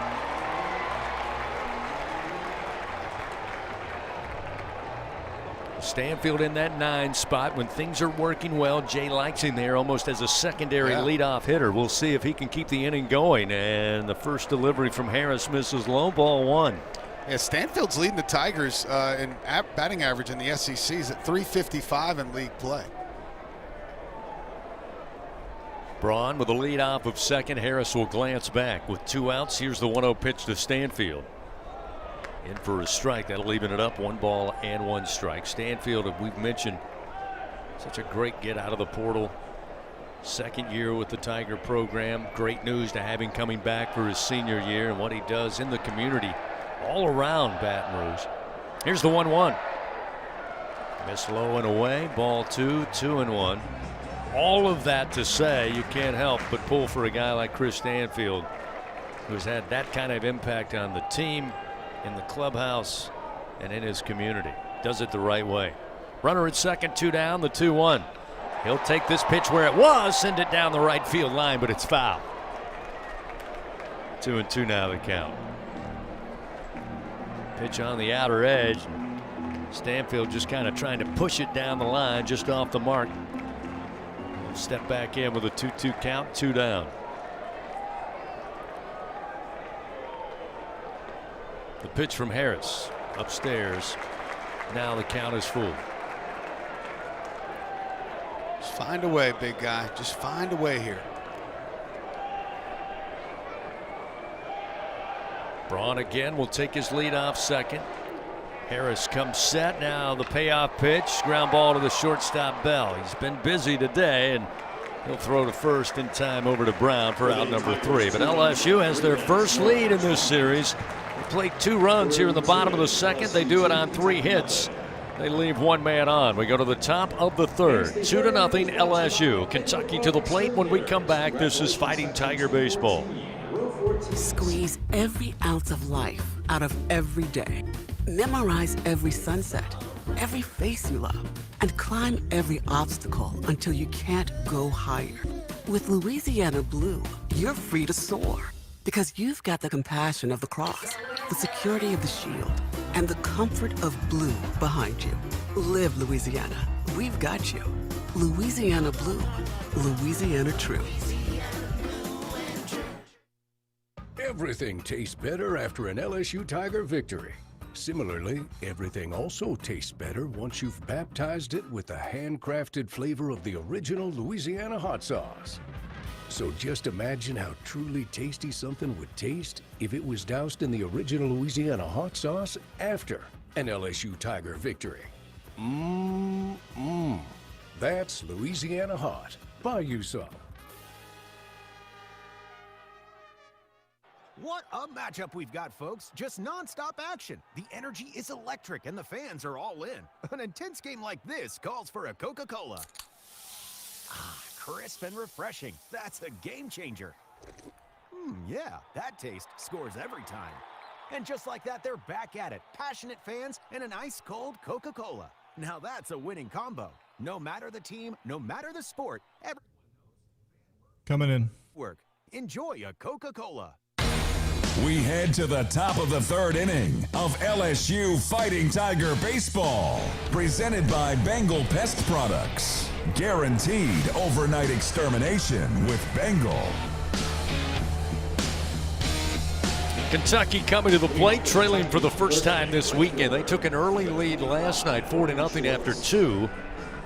Tigers would eventually put 2 runs up in the bottom of the third. Kentucky goes on to win game 1, 7-4. We'll see William Schmidt back out on the mound, and the first delivery to Ryan Schwartz going to miss away to the right-hander, and it's ball 1-0. The 1-0 pitch. How about a strike? Schwartz almost trying to bail out of the right side of the batter's box, but William able to paint that inside corner to even the count, 1-1. Sophomore right-hander fires. There's another strike at the knees. Starting to see not quite as fast as Kason Evans has gone, but Williams certainly speeding it up a little bit. Here's the 1-2. Ooh, he almost leaned in and went. They'll appeal to first. They say he held back.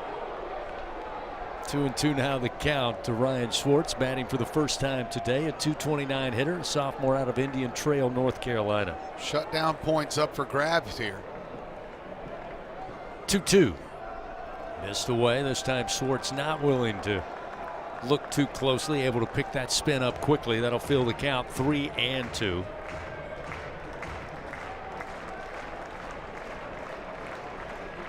Payoff delivery from Schmidt. Ground ball. Milam backhand. Knocked it down. Picks it up. Long throw. Not going to be in time. Schwartz able to beat it out. Again, had to go deep in the hole at the shortstop position. Again, valiant effort just to keep it from getting to the outfield grass. Looks like that should be, what do you say, Doug? That should be an infield single. Huh? Oh, yeah, all day. I think they already gave it. Yeah, they just did. Third hit of the day for Kentucky, and more importantly, the Wildcats get the leadoff man aboard here. In the top of the third inning, we'll go to the top of the order. Jace Tarnish now the center fielder. Stands in. The first pitch to him is upstairs for ball 1-0. Want to hear some scores around the league? Sure. Florida is actually beating Arkansas currently right now, 5-3, looking for their second win in Fayetteville. They're in the top of the 5th inning. Runner off of first base takes a lead. The 1-0 pitch to the plate. Blocked up by Cerna. Got down in the dirt, but Omar blocks it up, chases it up the first base line. Move the count 2-0. Tarnish, by the way, leads the team coming into this weekend in stolen bases, runs, and hits. He's got 52 career steals in 54 attempts. And again, no surprise, he's at the top of the order, and he makes Kentucky go when he gets on base. Schmidt trying to keep him from doing so here. The 2-0. Ooh, just about caught him. Pitch inside makes it 3-0. Tarnish, by the way, flied out to Jake Braun his first time up to get the game started back in the first inning. They're all tied up at 1 apiece in Athens, South Carolina, and Georgia, headed to the top of the 6th inning. There's a strike to make it 3-1. Tarnish with the take. Now looks back to Coach Mingione and the Tiger, or rather Wildcat dugout. Also a ball game that's tied up in the top of the 6th. Tennessee's on the road at Vanderbilt. That one's 5-5. 3-1. in the air to left field. Stanfield went back, now comes in a few steps. Easily has it. Schwartz will retreat back to first, and Tarnish records the first out on the fly ball to left. And now we'll see Luke Lawrence. Lawrence got aboard with a single back in the first. Want to hear something crazy? That 5-5 game. Talk about baseball just being a wacky game. Vandy scored 5 in the bottom of the 5th, and Tennessee scored 5 in the top of the 6th. Excuse me, in the bottom of the 4th and top of the 6th. Crazy. Throw over, keeping an eye on the runner in Schwartz.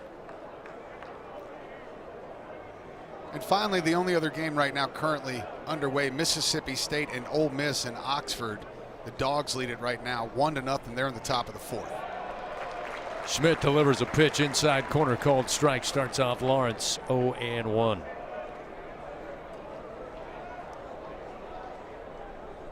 Lawrence, no surprise, up near the top of the order, batting second for the Wildcats so far this weekend. Quick turn and throw by Schmidt over to first. Sliding back safely again will be Schwartz. Lawrence has 31 career multi-hit games. And here's something interesting. So far this year, Lawrence has a grand slam and an in-the-park home run for the Wildcats. Here's an opposite field ground ball towards the 6 hole. Again, the Tigers were shifted over, and good job by Lawrence. Just hit it where they ain't. He does. Kentucky now with runners first and second. Just one out. Well, that was a hit and run. So you had Milam headed to cover the bag. Had Milam just stayed where he was, I'm not sure if he'd have had a double play ball, but maybe had a chance to field it and get it out at first base. I mean, that was prime example of what Kentucky does to get defenders out of position and just poke it through the infield. To your point, looked like Jay Johnson wants to go out and kind of stress that not only to William Schmidt, Omar Cerna, and the infield. He immediately went jogging out there, brings the infield in. I think that's what he's addressing, if I had to guess, on, again, doing and knowing exactly what Kentucky would like to do in these situations when they put runners in motion. So they're talking a little strategy here. Now our home plate umpire trying to break up the meeting out on the mound. One out, top of the 3rd. LSU leading Kentucky 2-0 early on. The Wildcats been able to get the traffic aboard here. Runners first and second. Schwartz at second. Lawrence with a great opposite field ground ball through the left side. Stands at first. Now we'll see the shortstop, Tyler Bell. I've already called his name a bunch. A lot of ground balls to the Kentucky shortstop here in this early going. William Schmidt delivers. And the first pitch too far inside for ball 1.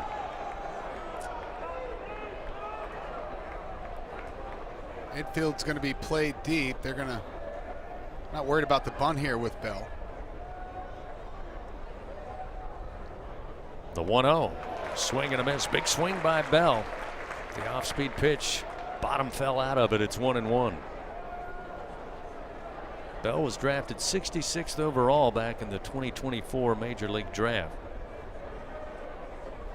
Has been bothered at times with a shoulder injury. In fact, missed 14 games in one stretch. There's a swing and a miss.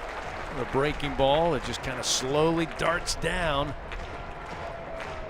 Bell took a chance, could not touch it with the bat. Now falls behind 1-2.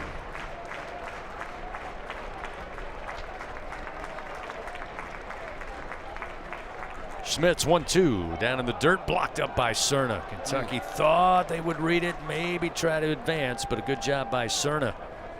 Keeps them at bay at first and second. I mean, that was a spiked curveball up in front of the plate. Cerna, I mean, a heck of a job to keep that in front of him. 2 balls, 2 strikes. Bell 0 for 1 on the day. Again, trying to nibble that inside corner, maybe elicit a swing. Bell holds back, ball misses. 3-2 now the count.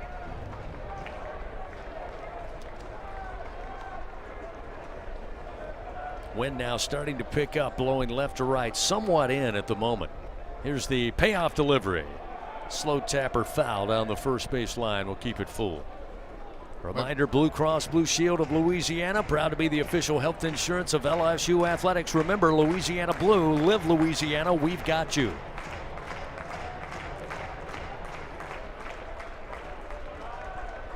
William Schmidt looking in the dugout, shaking several times. They went back to the curveball there in a 3-2 count. Satisfied now with the call, and another payoff delivery, and that time paints the inside corner. Nicely done by William Schmidt. Gets the strikeout, second out of the inning. Strikeout number 3 on the day. Still not out of trouble yet. Runners first and second. With Bell retired, now we'll see Hudson Brown, the cleanup hitter, first baseman, batting .376. Has driven in 23 runs on the year. 0 for 1 on the day, yes, and the first pitch, little soft high fly ball. Curiel full speed coming in. He makes the call, makes the catch. Chris Stanfield hits the deck. He was charging in as well, but good communication. Stanfield yields, Curiel makes the play, and that's all for Kentucky here in the top of the third. No runs, couple of hits. They leave 2 men on. Still a 2-0 Tiger lead. LSU coming to the plate, bottom of the third coming your way. This is Fighting Tiger Baseball. Everything tastes better after an LSU Tiger victory. Similarly, everything also tastes better once you've baptized it with the handcrafted flavor of the original Louisiana hot sauce.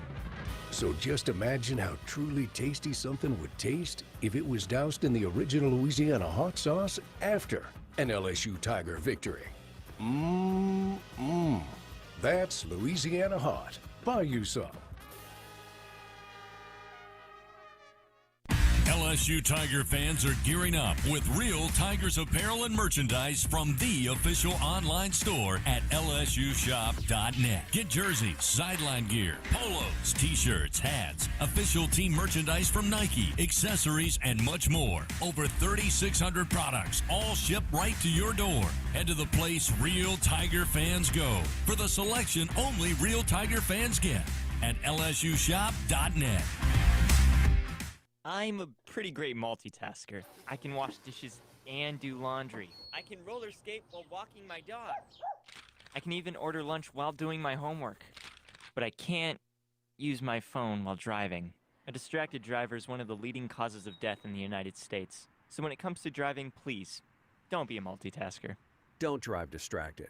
A message brought to you by the National Highway Traffic Safety Administration, Project Yellow Light, and the Ad Council. Here we go. Bottom of the third inning of LSU Fighting Tiger Baseball is presented by Bengal Pest Products. Guaranteed overnight extermination with Bengal. LSU leading 2-0 over Kentucky here in Game 2. Wildcats winning last night 7-4. Bottom of the third inning, we'll have Stephen Milam top the order overall, and we'll start this inning. First pitch from Harris. In for a strike. You'll start him off 0-1. Milam today ground out to a very busy thus far Tyler Bell, the shortstop for the Wildcats. The 0-1. Milam, did he go? He appealed to third. They say he did not. Pitch was low, and it evens the count 1-1.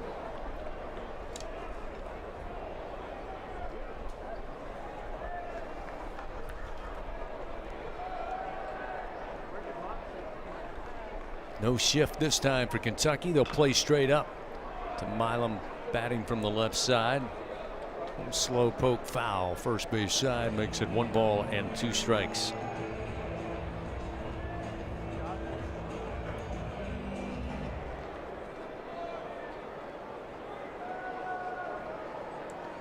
The 1-2. Missed high and outside. 2 balls and 2 strikes. Great personal moment earlier today. Dick Gabriel in town calling the action for the Kentucky Big Blue Network. Growing up as a young man in Kentucky, watched Dick Gabriel on television almost every day of the week. Here's the 2-2 as Milam slams this one foul down the right field line.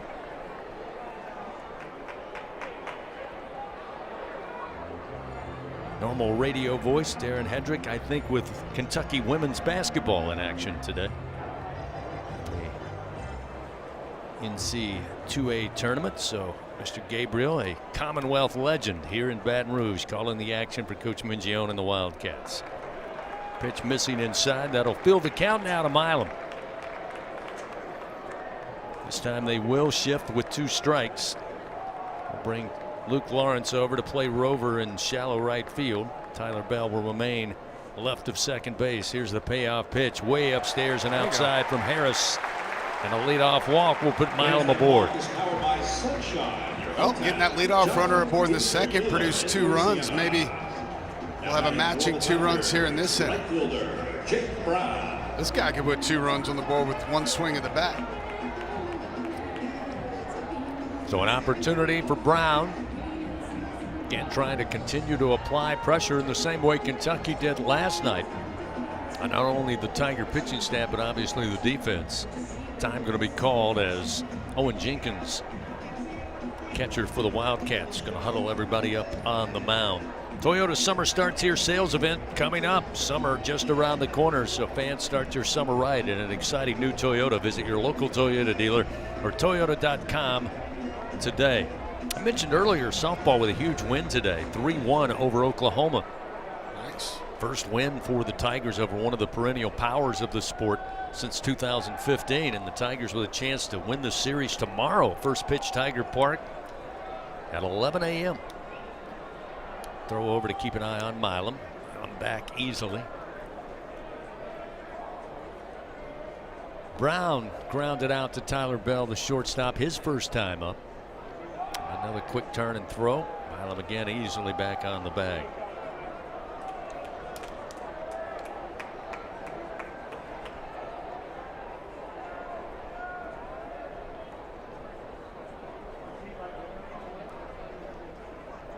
Harris brings it to the plate and a swing and a miss. Braun went after one well off the plate there. Got a little fooled. It's 0-1.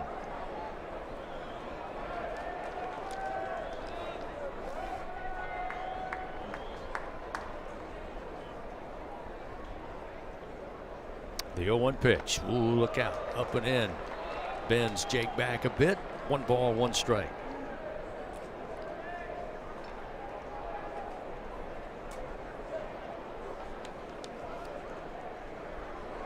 For a breaking ball here, sorry. Well, he's squaring to bunt. Now the throw over. Again, Milam, not a huge lead. Yeah, Steven, they're not going to 2 for budge, 4. though. They're keeping that third baseman way out there at almost in the 6 hole. Yeah. And, I mean, Jake showed him bunt. Here's the 1-1. This one outside. Now 2-1. Again, Jake will look towards Coach Johnson. He'll give him the signs. Still just 1 strike. Now Jake ahead in the count.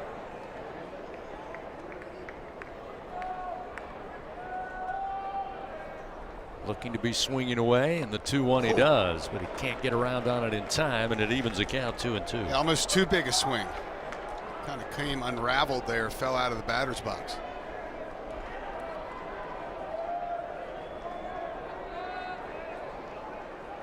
Milam again, just a short lead off the first base bag, the 2-2, and again, hefty swing, but it's fouled back behind us. Keeps the count 2-2 on Braun. Pitch number 48 for Braun. I know all of our folks watching at home on TV can see that. Out there listening on the radio, 48 through 2 innings. It's not the best, so he hasn't been quite as efficient as probably Nick Mingione would like.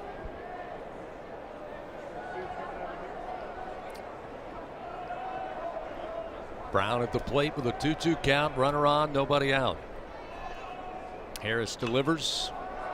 Another swing, another foul ball. Now that said, that's part of what made Jelkin's outing so valuable last night for Kentucky. He pitched all the way through the 8th inning, so clearly they have a bullpen plenty rested. Still 2-2, but another throw over. You're right, they are wanting to keep Milam a step or 2 at all, no more. The first base bag. Yeah, that's not all he is. He'll take his lead once again. Braun waiting at the plate. Harris again will turn and throw to first. And now LSU fans are growing weary of the throw over. And sometimes you see this happen to give a pitcher time, but nobody's in a hurry down in Kentucky's bullpen. It's not about that. And another throw over to first, this time almost thrown away. Hudson Braun couldn't quite glove it. Milam getting that white pinstripe with purple pinstripe uniform dirty over there. Still 2-2 the count to Braun at the plate with nobody out. And the pitch comes to the plate. And Braun puts everything into the swing, but he skies this one near second base. Hindle calling for it, and eventually with the shades down, able to make the play to record the first out of the inning. So Harris wins that battle, but had to use some pitches, had some throw over. See now if Cerna can take advantage of maybe a little momentum.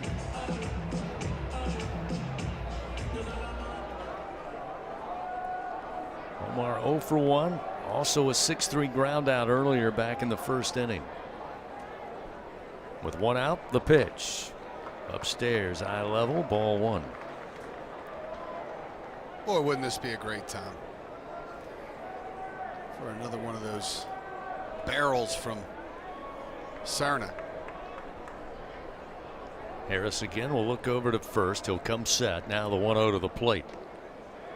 Missed inside, make it 2-0. Kentucky obviously known for their aggressive base running, their aggressive style of offense, but their defense under Coach Nick Mingione has been one of the top in the country, really throughout his 10-year stint as head coach of the Wildcats. Now Milam off and running. Throw was outside, and the tag at second is applied. Tyler Bell able to get the glove on Milam, and he's out. Second Tiger caught stealing today. Milam, I think, asking for a challenge, and LSU will come out of the dugout. They're going to challenge this call. So interesting. The ruling on the field was Milam was tagged out by Bell on a good throw by Jenkins. Out at second base. So Kentucky earlier challenged a call on a Derek Curiel stolen base. They were able to win that challenge. Curiel was ruled out. LSU now going to challenge this one, which was ruled out on the field.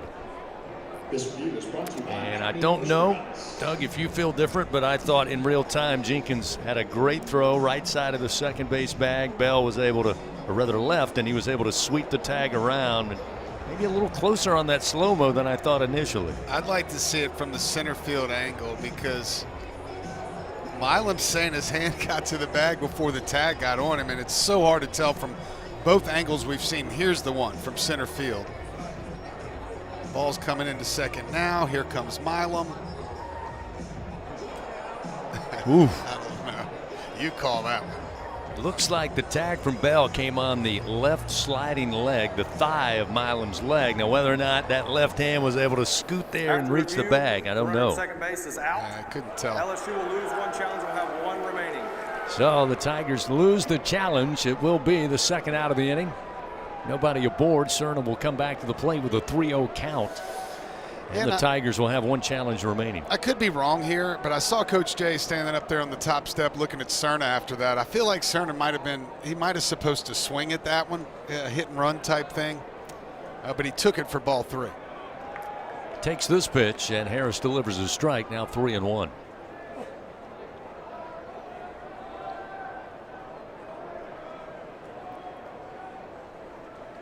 (3-1) pitch to Cerna. Missing outside, ball 4. So a 2-out walk will get the Tigers a runner back aboard. We'll see Derek Curiel. For those of you out watching, we are glad you're joining us today on the SEC Network Plus. A little inside broadcasting for you. We're also bringing this across many affiliates and online on the radio. So a little secret, we have to say a little bit more than you usually do on TV. Hope you can bear with us.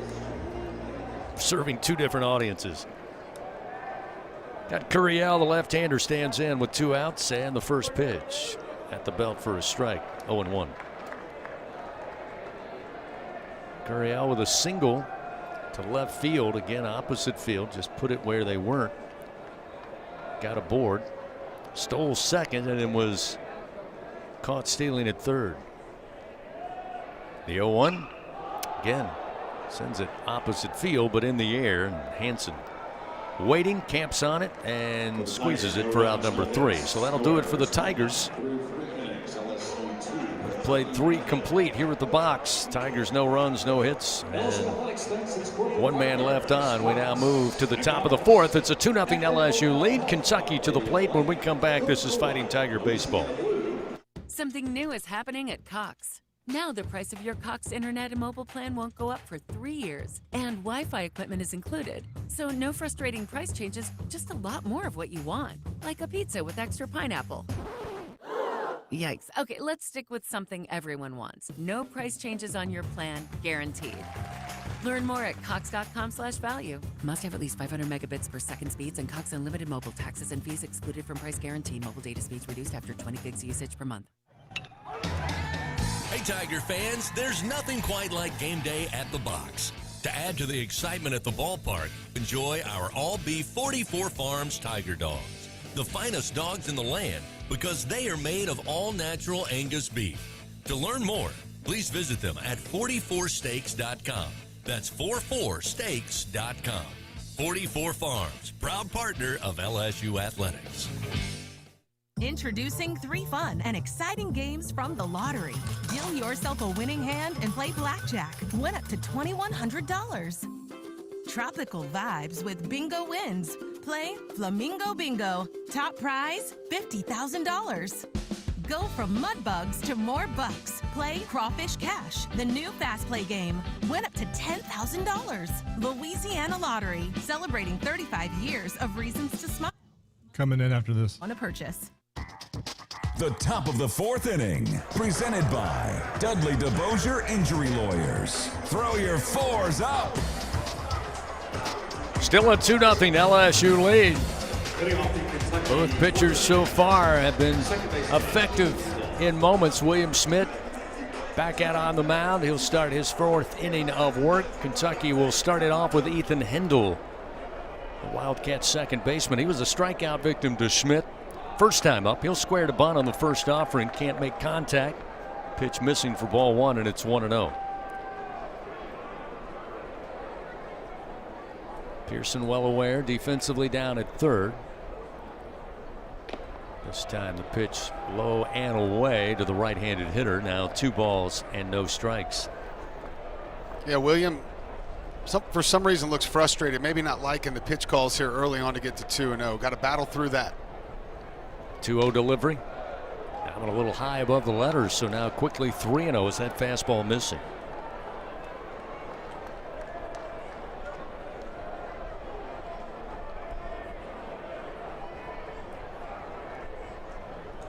Pitch to Hendel. That one is strike. That'll make it 3-1. 96 miles an hour on that fastball.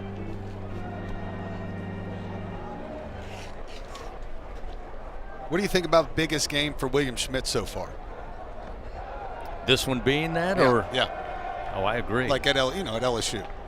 Pitch inside missing. That will put Hendel aboard. So again, Kentucky getting the leadoff man aboard. I think I agree with you. I would go towards the not must win for William Schmidt, but I do think it's a big opportunity, biggest opportunity based on where LSU is right now. Exactly. That's what I'm saying. With Cooper Moore out and all the things right now, it's a big time for them. But let's just remember 2022 Ole Miss, right? Yeah. I mean, who would have thought, right? So it's never quite over. And with that guy in the dugout, number 2, don't give up on the Tigers just yet. First delivery now to Tiger Tyson, the DH. Missing low and inside. 1 ball, no strikes.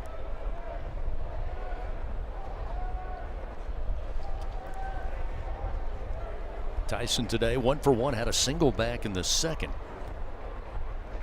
Righty on righty. Schmidt delivers. Bouncing ground ball. Could be 2. Milam going to flip it with the option pitch to Dardar. Relay to first in time. And the Tigers indeed get the twin killing. And made it look pretty to boot. 2 gone. Yep. You can add that one to the highlight film too. That's 2 now in this game for the Monster. Look, flipping the ball underhand like that with enough pace on it, on target, while running full speed into left field, just not everybody can do that. But he made it look so easy, as if every 12-year-old in Louisiana can make that play today. That'll bring Carson Hansen to the plate, a left-hander. Now with 2 down and nobody on, it certainly changes the complexion. Schmidt will get back to the wind, delivers the first pitch, swung on to center field. Curiel again using the glove to shade the sun. Shallow left center, but he's there, and he's got it for out number 3. Great defensive play by Milam, Dardar, and York. Good inning for William Schmidt and the Tigers, and Kentucky. No runs, no hits, and they leave nobody on. We go to the bottom of the 4th. Tigers leading 2-0. Seth Dardar, John Pearson, along with Zach York coming up. This is Fighting Tiger Baseball. Hey, Tiger fans 12 and younger, don't miss your chance to be a part of Mike's Kids Club. Presented by Shell, the exclusive kids club of LSU Athletics. Join Mike's Kids Club for only $25. Get the official Mike's Kids Club t-shirt, free admission to select LSU athletic events, and much, much more. To learn about upcoming events and to join, please visit LSUMKC.com. The Mike's Kids Club, presented by Shell. I'm Richard Fontenot, president of the Louisiana Farm Bureau Federation. My brother and I grow rice, soybeans, and raise crawfish on our farm in Evangeline Parish. For a 4th-generation farmer like myself, Louisiana Farm Bureau is as much a part of my life as checking traps or harvesting rice. Our organization is more than 145,000 members strong, and we've been around for more than 100 years. The Louisiana Farm Bureau spans generations, and we want you to join our family. Visit lafarmbureau.org, the Louisiana Farm Bureau Federation, the voice of Louisiana agriculture. Get ready, Tiger fans! Venture Global is proud to partner with LSU Athletics, powering Louisiana and the world with clean, low-cost, reliable energy and fueling the future of our great state. As we cheer on the Tigers this season, we're also driving innovation, creating jobs, and supporting our local communities.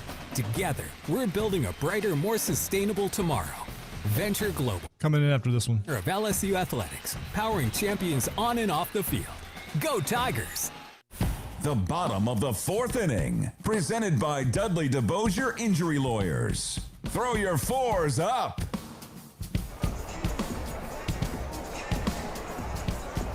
Bottom of the 4th inning, LSU leading 2-0. Seth Dardar going to lead it off. Got a board on a walk back in the 2nd inning, as we said last night, was one of the few bright spots offensively. Went 3 for 4. All 3 were doubles. 2 of them off the wall. 1 in right center, 1 in left center. He'll stand in. The first pitch from Harris as Dardar squared to bunt, brings it back. Pitch missing for ball 1, 1-0. Nate Harris, starting pitcher for the Wildcats. So far, 3 full innings of work. Just 3 hits, given up, 2 runs, both earned, 3 walks. Again, pitch missing, make it 2-0 as Dardar once again showed his resolution to try to lay down a bunt. Harris last year was Kentucky's Friday night starter as a true freshman. This pitch missing outside, so now Dardar looking at a 3-0 count. We're seeing more of those over the last couple innings. I know that. They'll slide 3 infielders to the right side with Dardar, the left-hander. The 3-0 again showing bunt. This time it is in for a strike. Make it 3-1. See if Jay Johnson calls off the bunt attempt here and lets Dardar again give Harris and the Wildcats something to think about. As Doug said earlier, third baseman playing in the shortstop position right now, and there's the ball 4. So to no avail, Dardar will head on down to first on a base on balls. That's going to be the 4th given up by Harris here today, and now we start to see the personnel begin to toil down in the Kentucky bullpen. And the 3rd consecutive inning, the Tigers have been able to get that leadoff runner aboard. It worked an inning ago. Last inning, not so much. It would have if the caught stealing with Milam. But here's another opportunity. So now John Pearson. He squares the bunt on the first offering. It's low, missing for ball 1. He had a double, little soft shot into the left field grass near the line back in the 2nd inning. Came around to score one of those 2 runs in that frame. Dardar, 3-step lead off of first. Again, Pearson showing bunt, had to pull it back and almost wore that one. Pitch was inside, the fastball missing. It's now 2-0. That's going to bring pitching coach Roselle back out of the dugout. He's going to visit with Harris as they're just now getting guys up and throwing down in the bullpen for the Wildcats. Yeah, I think this one is about more time to get there. There's a right-hander down there right now. He's been the one that's been tossing, but now they're putting the pitch comm on him, so it's probably a pretty good indication that he's going to be the next in. I don't know when, but clearly they're not going to mess around too much. So now the meeting all broken up by our home plate umpire. They'll have the right-hander continue to start to warm here with the runner on, nobody out. Just a 2-0 LSU lead. We've said it for 10+ years. In SEC play, Jay Johnson knows it better than anybody. 2 runs, certainly not something you feel comfortable about in an SEC ball game. You're going to need more than that. Kentucky certainly has that on their mind. As a throw over to keep an eye on Dardar, he's back easily. Seth, by the way, as we told you last time he was aboard, yet to attempt a stolen base. I know I don't have to tell. I don't trust any lead in the SEC. I know I don't have to tell you that. No. At this point. The 2-0. Again, Pearson showing bunt, pulled it back. This time Harris finds the zone with a fastball, and it's 2-1.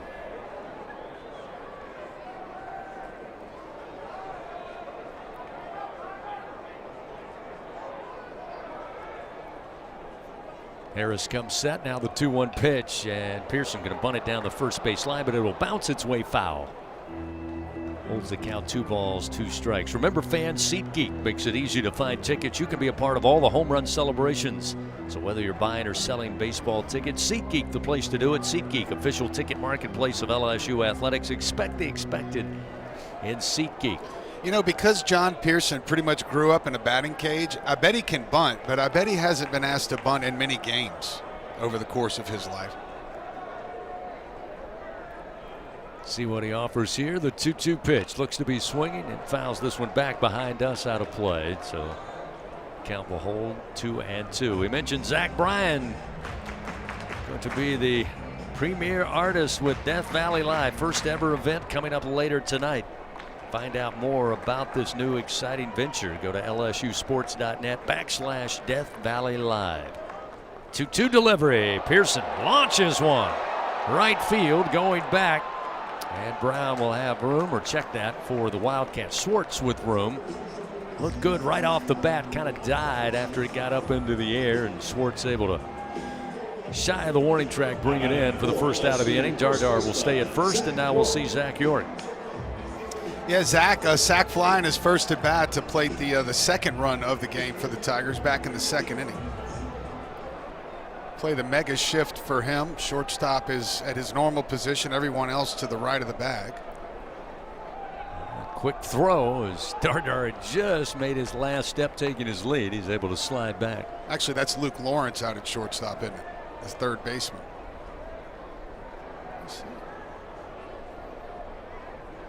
I think you were right. I think it's Lawrence as the rover in right field. He took off from third as soon as York got to the plate. So this pitch to Zach up and in for ball 1. 1 ball, no strikes. York today. Sac fly RBI to bring in a run back in that second inning. Yeah, Tyler Bell stayed at short. LSU does that a little different. They'll bring Milam over to the right side when they're playing the shift. York going to try to bunt with nobody at home down the third base line, but he bunts it foul. That could be a first. That could be a first for Zach York. Well, we mentioned it with John Pearson. Obviously, a fundamentally sound player. How many times was he asked to bunt? How many times do you think Zach York has bunted of late? Here's the 1-1. This time comes in high from Harris. 2-1 the count. York 6 home runs on the year, 17 runs batted in, a couple of doubles. He's got Dardar at first base with just 1 out. Pitch from Harris, again missing upstairs. 3-1. No homers yet in league play. Just trying to kind of speak that into fruition. York batting just 150 so far this season against SEC competition. He's got a hitter's count here, but first Harris again going to check on Dardar over at first.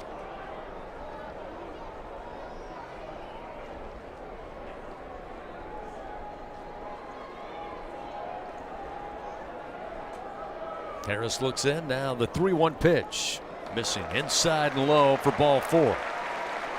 Again, Harris, the free pass is starting to add up. That's his 5th walk given up. And with just 1 out, again, the Tigers a runner in scoring position. Runners first and second. Now batting, we'll see the second at bat of the day for Mason Braun, who had a double, driving in a run to right field back in that second inning. Jumped on the first pitch he saw from Harris.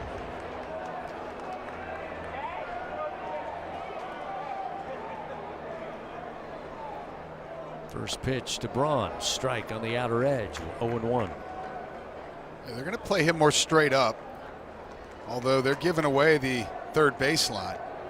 And they're trying to get it adjusted. Lawrence over there moving, looking to the dugout. He's still giving up a lot of real estate between he and the third base bag. The 0-1 to Braun outside. 1 ball and 1 strike. Yeah, like a line drive down that left field line right now would do some damage.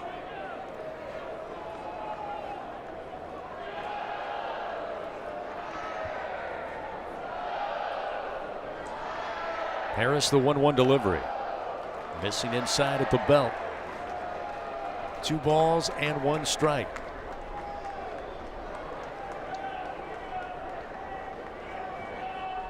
Dardar with a leadoff second. York a leadoff of first. 1 out. A 2-0 LSU lead. Here in the bottom of the 4th inning. Braun rips into this one. Going back is Schwartz to the track, to the wall, and it's gone! 3-run bomb for Mason Braun, his 2nd home run of the season. And the Tigers did not nibble. Braun with a chomp. Around the bases he goes, and the Tigers extend the lead. He steps on home plate, and it is now a 5-0 LSU lead.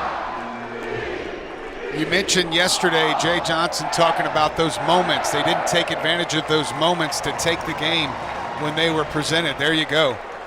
Mason Braun said, "Here you go, coach." So now Stanfield stands in, still just 1 out here in the bottom of the 4th inning. It appears the right-hander for the Wildcats slowed down his pace in the bullpen. He may be ready to go, but they're going to keep with Harris here against Stanfield. Righty on righty. The first pitch a called strike. It's 0-1.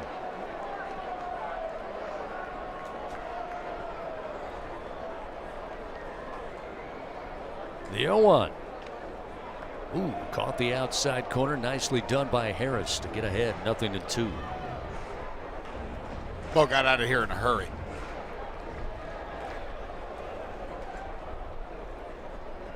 The 0-2 to Stanfield. Swing and a miss. Stanfield down on strikes. That's up with himself. He chased one a little too low in the zone. That's going to be the first strikeout of the day for Nate Harris, the Kentucky starter, but it does record the 2nd out. And now back to the top of the order, and Stephen Milam. Milam aboard on a walk back in the 3rd inning, as Doug told you. Tigers had a little momentum. He was caught stealing at second base, but he'll stand in again trying to get aboard here. With just 2 outs, trying to extend it, and the first pitch sharply hit, but a ground ball right at Hudson Brown, the first baseman. Unassisted, he'll step on the bag for out number 3. But LSU adds 3 more runs. They do it on 1 hit. It was a loud one, a 3-run bomb over the right center field wall by freshman Mason Braun. It's a 5-0 LSU lead. Top of the 5th coming up. This is Fighting Tiger Baseball. It's not easy to be a champion.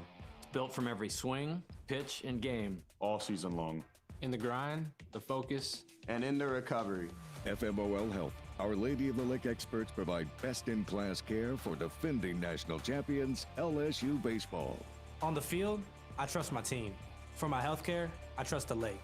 From championship athletes to everyday champions, trusted care starts here. Visit OLOLRMC.com/LSU. 444 for the number you gotta dial. Life throws you a curve, you know that deadly devotion goes the extra mile.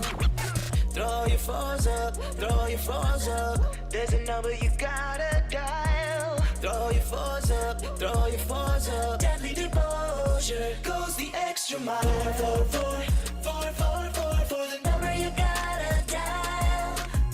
Throw your phones up. Baton Rouge isn't just the capital of Louisiana, it's the capital of college baseball. The fans, the players, the entire atmosphere. When it comes to baseball season, there's no better place than Baton Rouge. And the fun extends beyond the box, with plenty to do off campus. Explore some of Baton Rouge's best bites, visit our incredible museums, and enjoy the sweet sounds of swamp blues. Born right here in Louisiana's capital city. Check out visitbatonrouge.com for more things to do on your next trip. Coming in. Live action of LSU Fighting Tiger baseball continues from the LSU Sports Radio Network, powered by People's Health. Mason Braun with his second home run as a Tiger plates 3 runs on one swing there in the bottom of the 4th inning. Now a 5-0 LSU lead. William Schmidt back out on the mound. Owen Jenkins leads it off for the Wildcats. He'll take a healthy hack on the first pitch and foul it back. It's 0-1. Remember, fans, when the Tigers win, you win. Enter promo code LSU50 the day after an LSU baseball victory. Receive 50% off your online pizza order at papajohns.com. Better ingredients, better pizza, Papa John's. Jenkins 0 for 1 on the day. Will swing on a pitch underneath the hands, and it's 0-2. Wow. Nasty pitch, overhand delivery by William Schmidt. He looks to be taking the cue, and you mentioned it a couple of times. It almost seems like William having a little bit of trouble with the pitch com, but he's ready to go. The 0-2 comes back with the overhand pitch, and it misses a little high, make it 1 ball, 2 strikes to Owen Jenkins. Yeah, he's shaking just about every time or changing location. The 1-2 going to hit the batter. And that's going to send Jenkins down to first base. Now it looks like Jay Johnson says, I want to take a look at that, want to challenge. Don't think he tried to get out of the way, I think is what he was indicating with his body language to our home plate umpire. I think you're right. Going to get the challenge here. It'll be the second LSU of the day. Is challenging the ruling of an intentionally leaning into the pitch. Okay. Yeah, let me rephrase that. Not trying to get out of the way, but intentionally leaning in to catch the contact. And this one, always a tough one to call. Again, you have to take the interpretation of the body language, and we all know if you've ever swung a bat to live pitching that it's hard to determine how a guy will respond, even though it was an off-speed pitch when one's barreling on your way. But Coach Johnson talking it over with our home plate umpire, but we are officially under review, brought to you by Acme Oyster House on what was ruled hit by pitch on Jenkins. You're not allowed to lean into it, okay? But Jenkins, with his front elbow up in his stance and a massive elbow guard on his elbow guard, realized that the ball was pretty close to the path of his arm and moved maybe a millimeter of an inch just to make sure it was on the path of the ball. So I don't know. I mean, it wasn't like he egregiously threw his elbow out in front, but it'll be interesting to see how they rule this one. Indeed. Again, the ruling on the field, hit by pitch. Jenkins is currently standing at first base, and be interesting to see Nick Mingione's reaction if this play is overturned. The batter did not intentionally get hit by the pitch. He is awarded first base. LSU now has 0 challenges remaining. So the Tigers use both challenges, come up empty. Challenge unsuccessful. Jenkins will be at first base. And that speculation on what Coach Mingione's reaction will be is all for naught. So now we'll see Ryan Schwartz come to the plate. He's 1 for 1 today, had a single back in the 3rd inning. So again, the Wildcats get the leadoff man aboard. Schmidt now will work out of the stretch, and the first pitch is in for a strike, 0-1. Well, familiar territory for William Schmidt. He's had base runners in every inning, and he's done a great job of keeping them off. Keeping them off of home plate. Here's the 0-1. Leaning in, taking a look, but staying back is Schwartz on a pitch that dropped away, and it's 1-1.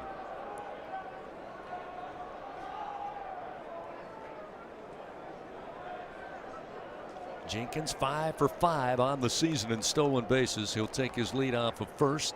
Schwartz awaits at the plate. William comes set. Now the 1-1. Fastball for a strike. Gets him ahead. 1 ball, 2 strikes now to Schwartz.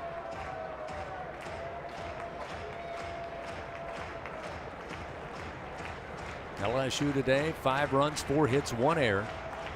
Kentucky scoreless, 4 hits. So far, no errors in the field. The 1-2. Got away from Cerna. That's going to give the free pass for Jenkins to head into scoring position. Makes his way to second base. Count now 2-2 to Schwartz at the plate.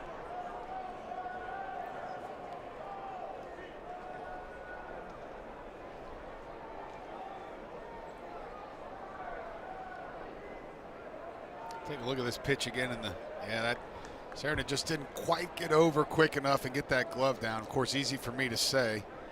Made a great effort at it, just not quite far enough, and just skipped right off the edge of his glove.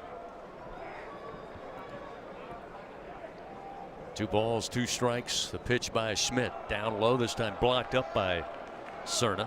Keep the runner at bay at second base. And again, it goes without saying, Jay Johnson mentioned it throughout the week. Kentucky on the season coming in to today's game, 70 stolen bases, so you don't want to give them a freebie with a wild pitch or a pass ball. Here's the 3-2, a little soft knock, tough location. Milam, he got over there, gloves it, throws to first to York, and maybe by a step and a half able to get the out.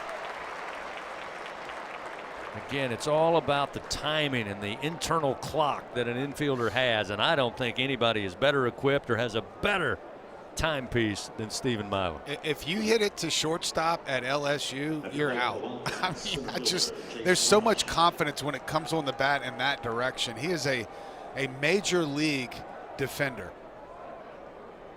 Just 1 out, still a runner down at second base. Top of the order, Jace Tarnish, the center fielder, swings at the first offering. Cerna blocks it up. It's 0-1. We're going to be so spoiled when the monster is no longer out there at short. So spoiled. Schmidt looks back to second. Now the 0-1. That one blocked up again by Cerna. Dropped off the top of the plate. 1 ball and 1 strike now to Tarnish. Fly ball out to right field in the first. Fly ball out to left in the third. Again, last night, Wildcat center fielder went 1 for 4 with 2 runs scored. Here's the 1-1. Swing and a foul towards the Wildcat dugout. And William Schmidt now ahead. 1 ball, 2 strikes. Obviously, this would be a big out right now. I have a feeling Tarnish probably one of their toughest outs. Here's the 1-2. A little high for ball 2.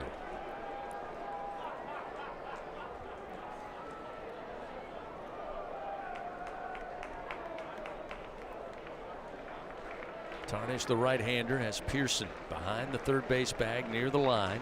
Milam straight up in the 6-hole, the 2-2, and again another soft foul towards the dugout.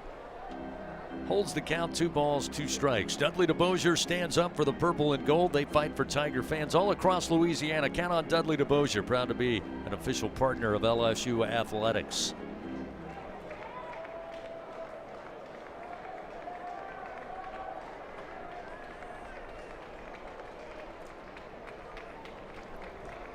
Some time taken here. That pitch clock down to 3, but William Schmidt now letting everyone know that his pitch comm is acting up. Yeah. Maybe that has something to do with what we have noticed here by William being a little frustrated, or at least having to take a little extra time than I think he wants to. He's definitely spending a little more time on the rubber than he would probably like to, because you mentioned earlier how quick he was moving. It's not much time, but when you're wanting to move fast, even a couple seconds feels like forever. And it does look like for the last inning or two, he's been walking around waiting to hear what he wants in his ear. Jamie Tutko coming out. Adjust the pitch comm and the lid of William Schmidt. It appears to be working. He gives a nod, yes, and he'll step back up on the rubber. 2-2 count to Tarnish with 1 out. Kentucky with a runner at second. They trail LSU 5-0. Here in the top of the 5th inning, Schmidt delivers. Ground ball, and this time perfectly placed. Gets through between Pearson and Milam into left field in the ground ball. So now runners on the corners with one out, and Kentucky with another threat. And to your point, Doug, earlier in the game, they've had runners on. It isn't as if Schmidt hasn't had to deal with traffic, but now slowly with one out, runner at third or runner at first, you're looking for the double play ball. Now batting for Kentucky, third baseman Luke Lawrence. Or you'll trade an out here probably for a run. I mean, I hate to say that because I don't want to give up any runs because we've already talked about no run lead is safe. But, yeah, double play ball obviously would be exactly what the doctor ordered. Middle infield looking for it as they line up, and the first pitch to Lawrence fouled off. It's 0-1. The reason I don't think we're going to get it in this circumstance, Chris, is because I feel like they're going to either hit and run or steal to try to avoid the double play in this situation. Tarnish 15 of 16 of stolen bases. He's at first, and the pitch. Another foul ball towards the left, and it's 0-2. So Schmidt gets ahead in the count over Luke Lawrence, who today is 2 for 2. Single in the first, single in the third. Again, so a good hitter, a .354 average up there. And now they're going to have Tarnish take off for second on William Schmidt. He didn't see him. He took off leaving, and he'll get into second base without a throw. So you were right on it. Kentucky wanted to avoid that double play, and Tarnish took it into his own hands. Yeah, and William did a great job. He was looking down. Everybody yelled step off. He did, and faked the throw to second. The 0-2 pitch to Lawrence misses high. To see if he could get the base runner at third base to bite. It was a heads-up play. There was no way to get him at second. So now runners second and third, just one out. The 1-2 pitch on its way, and they'll appeal. They'll say down at third. He did not go around. Lawrence, they say, held up. That'll move the count to 2-2 on a breaking ball in on the hands. I'd like to see that one again. Here we have it on our monitor. No, I think he did stay back. That's a good call. 2-2. A little swing, but a foul off the bat in the leg of Lawrence as it rolls out towards the mound. That'll hold the count. 2 balls, 2 strikes.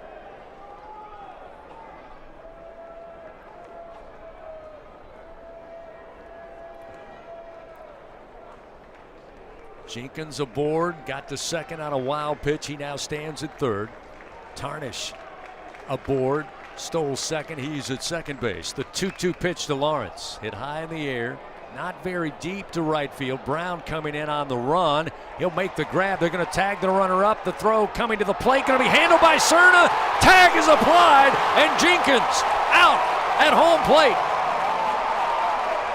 Coach Mingione coming down the third base line, going to challenge this one, but what a throw. My thoughts exactly.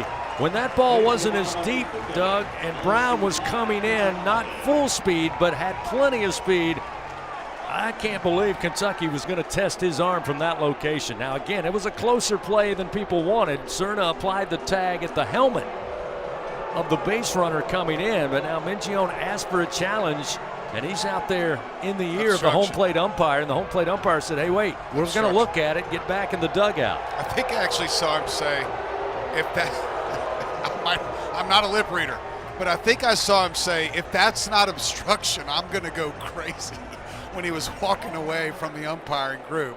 Apparently, maybe he's saying that Big John Pearson got tied up with the base runner. I didn't see that. I was watching Jake Brown fight the sun off in right field, so. And now Nate Yeske is arguing and yelling in the Kentucky dugout, out of the dugout of LSU. Now our home plate umpire, Christopher Griffith, coming away from his colleagues and asking Coach Yeske to get back in the Tiger dugout. So this thing went from 0 to 100 very quickly. Again, to recap, the throw from Brown, tag applied, rule on the field, out at home plate for the third out of the inning. Kentucky has challenges. They placed the challenge. The umpires have not yet gone to the video monitors. They are still talking it over among themselves in front of the mound.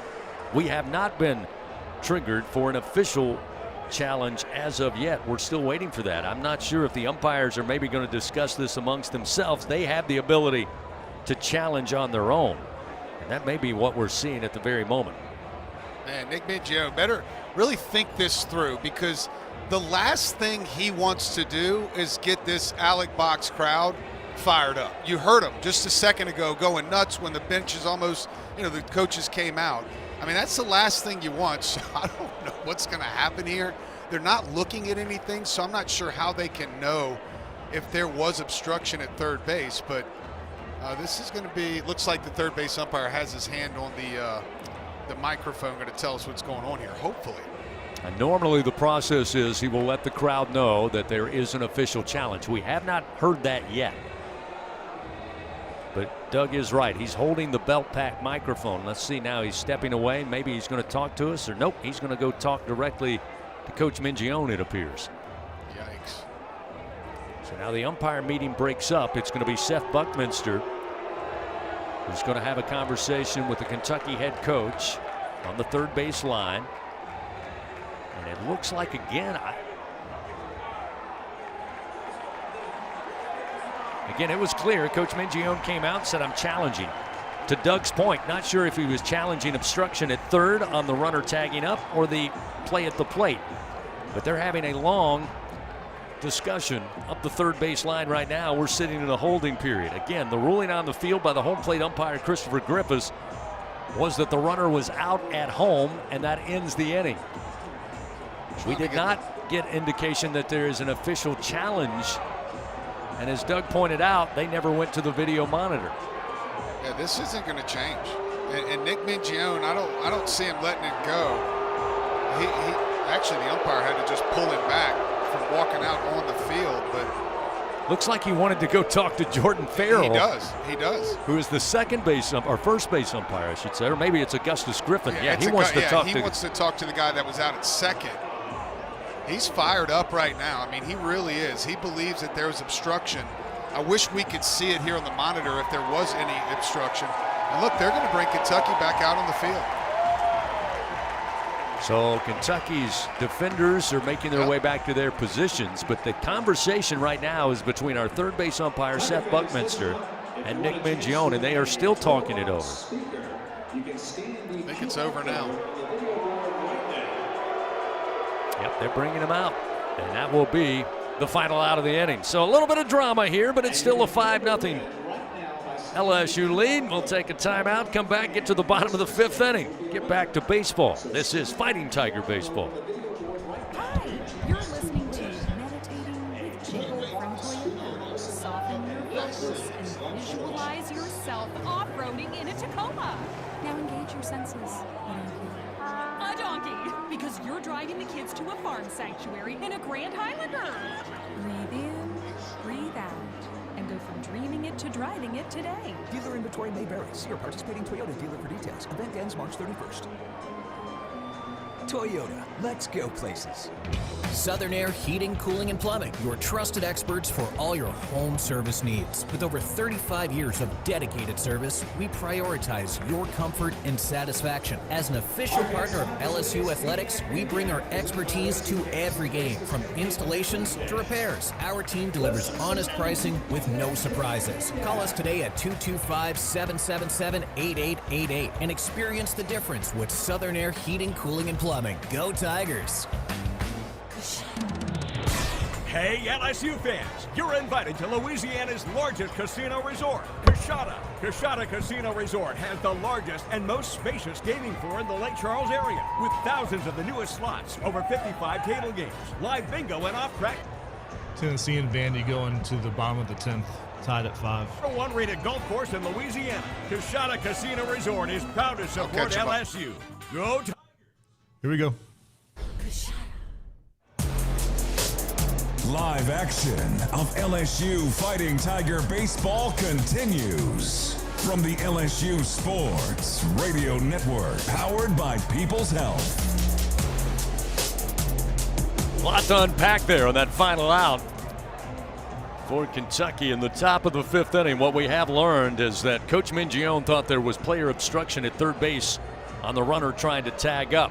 The umpiring crew informed him that is not a challengeable call, so the umpires met to see if there was any interference. They ruled there was not. Out 3, we play ball. So that was the drama we saw then that extended between the top and bottom of the 5th inning. Jake Braun will be at the plate for the Tigers. We get back to action. He fouls off the first pitch, and it's 0-1 to Braun, who on the day is 0 for 2, and now time going to be called. It looks like some more technology issues this time for Owen Jenkins, the Kentucky catcher. You know, reading these rules, it does say you can review interference for the purpose of breaking up a double play. But, you know, I wonder if Nick Mingione should have instead called for malicious contact, because you can review that anywhere. You just can't review obstruction in the baseline, which is kind of strange. It seems like that's one of the things that you'd be able to review. They're still taking a look. Jenkins now, they're checking his PitchCom, that communication device on the wrist, so it looks like they're going to have to change that out, so we'll have a little pause here as well. And I think now, understanding the ruling and what the umpires were trying to convince to the Kentucky head coach, he wanted to talk to both Buckminster and Augustus Griffin to say, okay, you guys really didn't see the obstruction, once he realized he could not challenge that call. Yeah, I feel like there's a little cat and mouse going on here. There's a long conversation going on. And it's an equipment thing, though. Here comes the equipment manager trying to help out. Jay is not happy with how long this has taken. Speaking of how long something's taken, middle of the 10th inning, they're going to the bottom. Tennessee and Vandy are still tied at 5 apiece. Remember, one scored 5 in the bottom of the 4th, and one scored 5 in the bottom or top of the 6th, and no one else has scored in any other inning. They're still working on the communication device for Owen Jenkins, the Kentucky catcher. I mentioned to you last night that, of course, well-known Jay Johnson, Nick Mingione, been friends for a long, long time, in each other's weddings, in fact. But they have to put that aside for the 3+ hours when Kentucky and LSU get together. And I think both are doing a pretty good job of that here in Game 2. And we still wait. I bet they both want to win this one a little bit more than the others, too. Of course, they have many friends around the SEC, but I know these two guys have a special relationship. It's like playing your brother a little bit. And it's not the device, Chris. It's actually, it looks like a blister maybe, or a hangnail, and they've got the good, what is that stuff that you put on there, the tough skin? Yeah, they're actually working on the hand of Jenkins now. Yeah, it's a medical thing. It's not an equipment thing. And Jenkins sits there smiling because he knows there's nothing he can do to make it go any faster. They're still trying to get that fixed up for the Kentucky catcher. An 0-1 count to Jake Braun when we get back to it here. A 5-0 LSU lead. A reminder, it's the game everyone loves to play. Play Scrabble Scratch Off from the lottery. You can win up to $50,000. Pick up Scrabble Scratch Off today. Must be at least 21 to purchase. Braun going to lead it off. Cerna waiting on deck. And Curiel will follow. It is getting, but you know what? You know, this is hurting the pitcher more than really anybody else. I mean, yeah, Nate Harris has been standing out there in the sunshine for a while now. Now they're going to try something else. The trainer coming back out. It's on his throwing hand too. That's all right. Okay. So Owen Jenkins now back behind the plate. Yeah, it's his throwing thumb. I've got some tape around it and all kinds of other things. It's got to affect him throwing the ball a little bit, you would think. So they will allow Harris and Jenkins take a couple of warm-up tosses. Yeah, it's clear now. You can see the blood on Jenkins' pants, so we're trying to get that stopped. We certainly understand that. So he looks like he's good to go now, and Jake Brown's given the green light. He'll step back into the box. We'll get back to baseball here. 0-1 the count to Braun. Bottom of the 5th inning, nobody out. Harris glad to get back to action. The pitch fouled off by Braun. It's 0-2. Always use a couple more runs.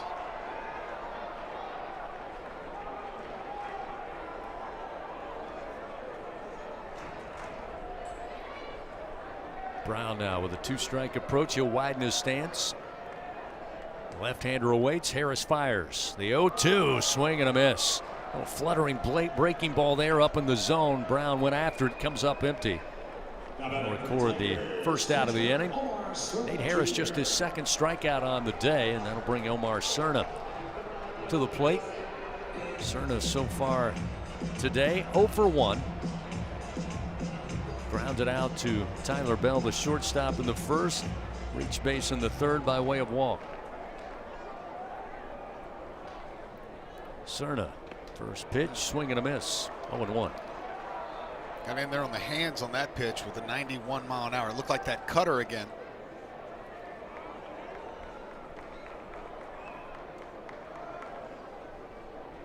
The 0-1 pitch. Cerna drives this one to left field. On the run is Hansen. He'll cut it off in front of the track, and Cerna with a one-out single. Reaches base for a second straight time. And that'll get Curiel to the plate. Derek today 1 for 2 for LSU. Yeah, that first one was a big one. Curiel has actually been seeing the ball pretty well lately. He's hit some balls hard. Average sits right at 336 coming into this one. So now Cerna off with a lead at first. And the pitch from Harris. Strike at the knees to Curiel. Starts him off 0-1.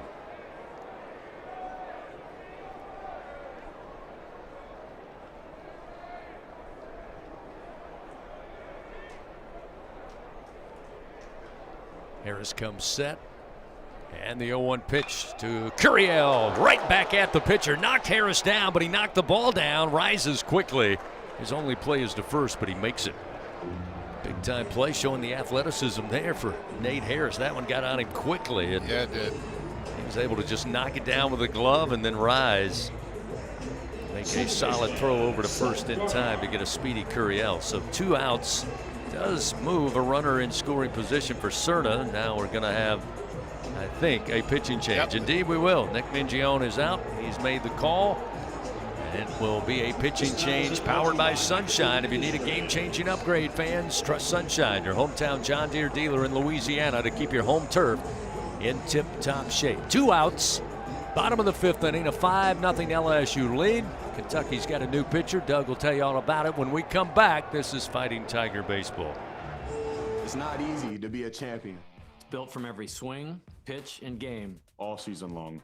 In the grind, the focus, and in the recovery. FMOL Health, Our Lady of the Lake experts provide best-in-class care for defending national champions LSU baseball. On the field, I trust my team. For my health care, I trust the lake. From championship athletes to everyday champions, trusted care starts here. Visit OLOLRMC.com/LSU. Turn up the power, Louisiana. Play Powerball Scratch-Off from the lottery. Win up to $20,000. Now there's even more power. The chase to $1 million is on. Enter the NASCAR Powerball The Chase second chance drawings for your chance to win a VIP trip for 2 to the NASCAR Championship in Miami. And a chance at $1 million. Entry deadline is July 13th, 2026. Visit LouisianaLottery.com for more details. Must be at least 21 to purchase. At Sunshine, your hometown John Deere dealer in Louisiana, we know that every great game starts with a perfect field. Our equipment, whether it's a mower or a tractor, we can ensure your grass is always game day ready, so you can focus on making memories. Because at the end of the day, it's more than just a game. It's about the community, the joy, and the LSU traditions. Visit sunequip.com to get the best starting lineup of John Deere equipment. Sunshine is a proud sponsor of LSU Athletics. Here we go. Live action of LSU Fighting Tiger Baseball continues from the LSU Sports Radio Network, powered by People's Health. Move now to the bottom and keep in the bottom of the 5th inning, a 5-0 LSU lead. Wildcats make a pitching change. Starting pitcher Nate Harris's day is done. Leighton Harris now, left-hander, going to take over on the bump for Coach Mingione and the Wildcats. Again with 2 outs. Tigers have a runner at second. And the new Harris will face Seth Dardar when we get back to it. Yeah, Leighton Harris, the lefty, 6'3", 220-pound sophomore. One of those kids that has been in the program. Fastball from that left side, 89 to 93. He'll throw a sinker in there, about the same. Slider, changeup, cutter. Favors the cutter. Slider and sinker. That's what we're going to see most. He splits those up about a third each. Cerna down at second. Dardar takes the first delivery from Harris, a called strike with a fastball, and it's 0-1. Dardar today has reached base twice. He scored twice. Got a board in the second on a walk. Same thing in the fourth inning. The 0-1. Swing and a miss. Ninth appearance for Harris. He has a 7.56 ERA.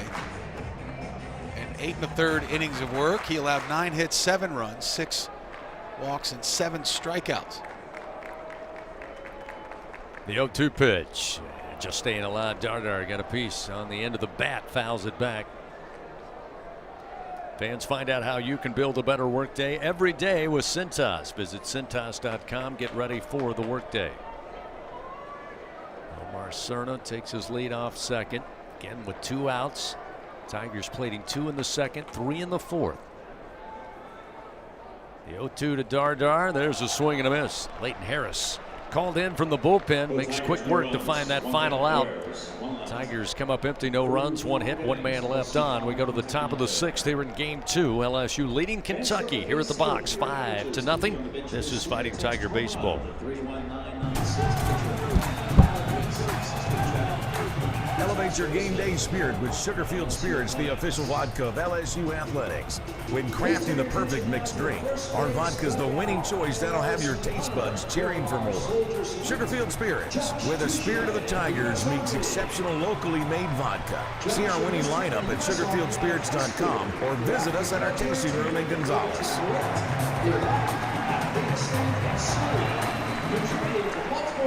Hub International is Louisiana's premier employee benefits and commercial insurance brokerage. Hub can insure just about any risk that your business faces. Did you know Hub even insured the bonuses for our football coaches in 2022? Hub specializes in the construction, healthcare, real estate, and hospitality industry. Chances are you're probably already doing business with someone who does business with Hub. Turn to the agency that the Tigers, Saints, and Pelicans choose. Hub International. Visit them today at hubinternational.com.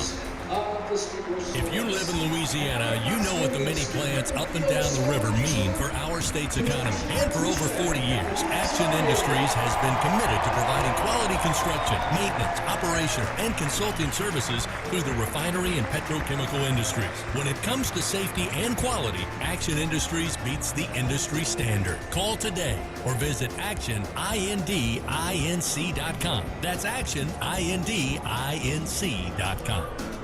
Here we go. Back to the action of LSU Fighting Tiger Baseball from the LSU Sports Radio Network, powered by People's Health. 5-0 LSU with the lead. We hit the top of the 6th inning. Tigers dropping last night's game 7-4 to the Wildcats, trying to even it up, get a deciding Game 3 tomorrow. These two teams will be back at it for Game 3 with a 12 noon first pitch Central Time. Tyler Bell will lead it off for the Wildcats here.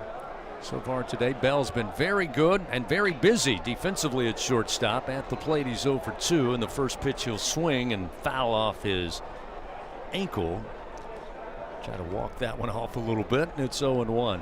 William Schmidt, the sophomore, getting the start today. Had been the Game 3 starter. Injury last week that we discussed moved him up to a Game 2 starter this week. This pitch hits the top of the plate, got away from Cerna. It's 1 ball and 1 strike. So far, 5 innings, given up 5 hits, no runs, 1 walk and 3 strikeouts. He's had great defense supporting behind him. The 1-1 high and outside, 2 balls and 1 strike. Remember, fans, things are going to heat up as we head towards the summer months, but whenever you're ready to cool it down, you can count on Slow Melt Ice. Check them out online at slowmeltice.com, SLOMELTICE.com. The 2-1 high and outside. Now make it 3-1 to Tyler Bell. Kentucky will have Bell, Braun, and Hindle all due up here in this top of the 5th inning. The 3-1 delivery. Missing off the outer edge. Ball 4. And that'll put Bell aboard. First time today he'll reach base. And the leadoff man aboard for the Wildcats. And now we'll see the first baseman, Braun, the left-hander. That's going to bring Nate Yeske out of the dugout. He's going to go visit with William Smith. That pitch count up to 80 now for the Tigers start. Zach Cowan's starting to toss down in the bullpen. And look, this is 3-4-5. I mean, hopefully this is one of the toughest innings left for Tiger pitchers. But for that to be the case, you got to get 3 outs this inning to avoid these guys coming back up in the 9th. Top of the order for the Wildcats today. Tarnish 1 for 3. Lawrence 2 for 3. To Doug's point, Bell now aboard, even though 0 for 2 on the day. Braun 0 for 2. Hindle on deck 0 for 1. Yeah, that's the worst part. None of them have hits yet. Now the meeting all broken up.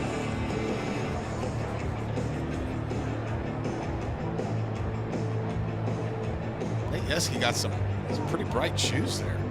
Yeah, going with the baby blue. Sweet kicks. So now Hudson Brown stands in. Pearson, the lone infielder, to the left side of the infield. First pitch, a called strike from William Smith. And it's 0-1. Brown going to get the sign. Digs back in, runner at first, nobody out. Smith, the right-hander, fires low and outside. Cerna tracks it up the third base line. 1 ball and 1 strike. Bell, by the way, 3 of 4 in stolen bases, and everybody in Kentucky's lineup a threat to steal.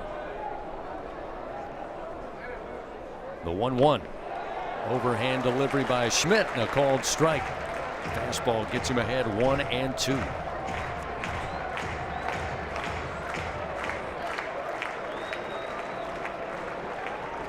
Bell again will take his lead off of first. Here's the 1-2 delivery, missing high. Evens the count now to Brown. 2 balls and 2 strikes.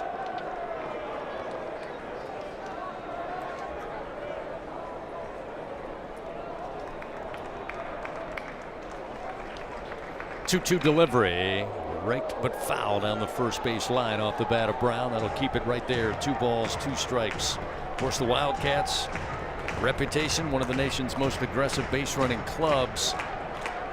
Seems like every year they set a new record for stolen bases. 2-2 the count. Runner at first, nobody out. William Schmidt, the 2-2 in the air to left field. Stanfield going back about 8 or 9 steps, well shy of the track. He will have it. First out of the inning, retires Brown. That will send the runner back to first base.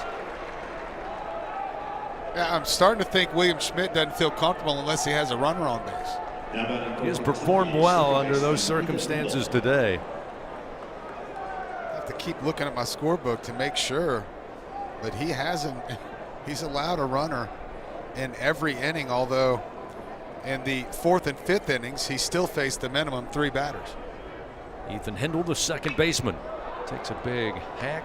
First pitch fouled out of play, and it's 0-1. You know, Coach Johnson was asked this week, is there any benefit to playing in Oklahoma and a Kentucky back-to-back with their similar offensive styles? He said there certainly are differences, but he was hoping that both offensively, defensively, and with pitching, LSU would kind of learn some of the mistakes from last week. Here's a seeing eye single that bounces through the left side into left field, and a good jump by Bell gets him all the way to third on the single off the bat of Hindle. So now runners on the corners with 1 out for the Kentucky Wildcats. Yeah, I'm pretty sure that was another hit and run there. Second time they've been able to get it, and again just placed the ground ball right where it had to be between Pearson and Milo. Who is that? Looks like we have Santiago Garcia starting to gently toss, but Zach Cowan putting on the pitch comm. Looks like we're about to see Mr. Cowan. Jay Johnson with that slow walk as he crosses the first base line, makes a call to the bullpen. Tigers making a pitching change, powered by Sunshine. Count on Sunshine to keep your home turf in tip-top shape. Your hometown John Deere dealer. Santiago Garcia making his way onto the field with 1 out. Top of the 6th, LSU leading Kentucky 5-0. Garcia will have to battle with runners 1st and 3rd for the Wildcats when we come back. This is Fighting Tiger Baseball. Hi, I'm Kevin Falk, LSU Hall of Famer. My years at LSU were amazing. I've always loved celebrating with my teammates, especially when someone was serving up some delicious Manda sausage. For a lot of Tiger fans, it's just not game day without Manda in the mix. Serving top quality sausage and original seasoning is Manda's strong side, but it's Manda's flavor that's always got me running back for more. You get it? Running back for more. After 75 years, the flavor still says it all. Manda Fine Meats, the official smoked sausage of LSU Athletics. BRQ Seafood and Barbecue is a home run for flavor, excitement, and an unforgettable experience. Savor their daily specials or indulge in their brunch every Saturday and Sunday. Special occasion? Let BRQ cater your event or host your gathering on their outdoor patio, The Backyard. Now open daily. As the official catering service of LSU Athletics, they are the top choice for your game-winning celebrations. Visit online at brqrestaurant.com. See their daily specials, catering options, or to reserve a table. BRQ Seafood and Barbecue, where unforgettable moments await, both on and off the diamond. At Sunshine, your hometown John Deere dealer in Louisiana, we know that every great game starts with a perfect field. Our equipment, whether it's a mower or a tractor, we can ensure your grass is always game day ready, so you can focus on making memories. Because at the end of the day, it's more than just a game. It's about the community, the joy, and the LSU traditions. Visit sunequip.com to get the best starting lineup of John Deere equipment. Sunshine is a proud sponsor of LSU Athletics. Here we go. Live action of LSU Fighting Tiger Baseball continues from the LSU Sports Radio Network, powered by People's Health. As I tend to do, spoke too soon. Shea Johnson called upon Zach Cowan out of the bullpen, so the trusted veteran right-hander going to take over for William Schmidt, whose day is done. Leaves the game with a 5-0 LSU lead. He'll hand the baseball off to Cowan with 1 out. Kentucky with runners 1st and 3rd. And Zach will face Taggart Tyson, the DH, after he finishes his warm-up tosses. Yeah, for Zach, he's going to make his 7th appearance of the season. Enters with a 6.23 ERA. He's 1-0 in 8 2/3 innings. Over the course of the season, he's allowed 13 hits, 6 runs. They've all been earned. He's allowed 2 walks and punched out 14 in SEC play. This is Zach's 3rd appearance. He's been pretty good in league play. 4 2/3 innings, 1 hit, no runs allowed. Sure, Tiger fans all at home, trying to read between the lines, trying to maybe guesstimate who the Game 3 starter would be. And they'll pay attention to each and every pitcher that comes out of the bullpen today as they start to put that list together. Cowan delivers a first pitch strike to Tyson to start him off 0-1. I think you can probably remove Santiago Garcia as well, because now he's probably 15, 20 pitches deep down in the bullpen. Runners 1st and 3rd, 1 out. Tyson today 1 for 2, had a single back in the 2nd inning. Runner goes to 2nd. Big swing and a miss by Tyson. No throw down. That'll put runners 2nd and 3rd now for the Cats with 1 out.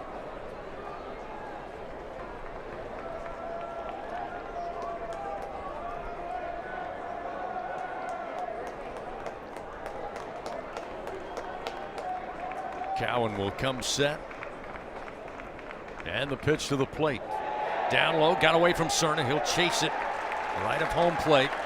Kentucky will stay put at 2nd and 3rd.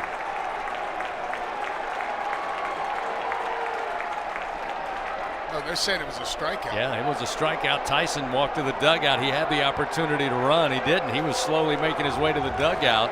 A little bit of confusion, I think, on the part of Tyson, maybe even the home plate umpire, although he never wavered. He said it was a punch out. Cowan gets it for the 2nd out of the inning. For the Wildcats, left fielder, Pitch was in the glove, just popped out for Cerna. Most everybody, including myself, was checking the runners at 2nd and 3rd. They remain there with 2 outs, and now it's a righty on lefty matchup. And a swing and a miss by Hansen will make it 0-1. It's a nasty changeup. Boy, that was a big out. Huge second out with runners at second and third.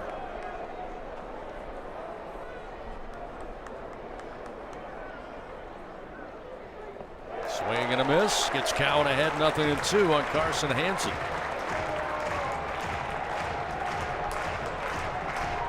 And the Wildcats threaten in the top of the 5th inning. Play at the plate. Ruled out. Kept them off the board. Cowan trying to do it again here. 2 outs and an 0-2 count to Carson Hansen. Here's the pitch from Cowan. Swing and a miss. This time Cerna will have to throw down to first. He does to York for good measure. Zach Cowan, just what the doctor ordered, finds those 2 outs by way of strikeout. No runs, 1 hit, 2 men left on for the Wildcats. We played 5.5. Tigers come to the plate leading 5-0. Pearson, York, and Braun due up. This is Fighting Tiger baseball. Everyone has their own favorite way to experience Louisiana. For some, it's the taste of hot beignets with a creamy cafe au lait. For others, it's swaying to the music of brass bands, Zydeco, and all the music in between. It's boating on the bayou, weaving your way through festivals, road tripping in pursuit of the greatest gumbo. Whoever you are, whatever you crave, Louisiana will feed your soul. Go to findyourlouisiana.com to plan your visit today. Zach Bryan with Heaven on Tour.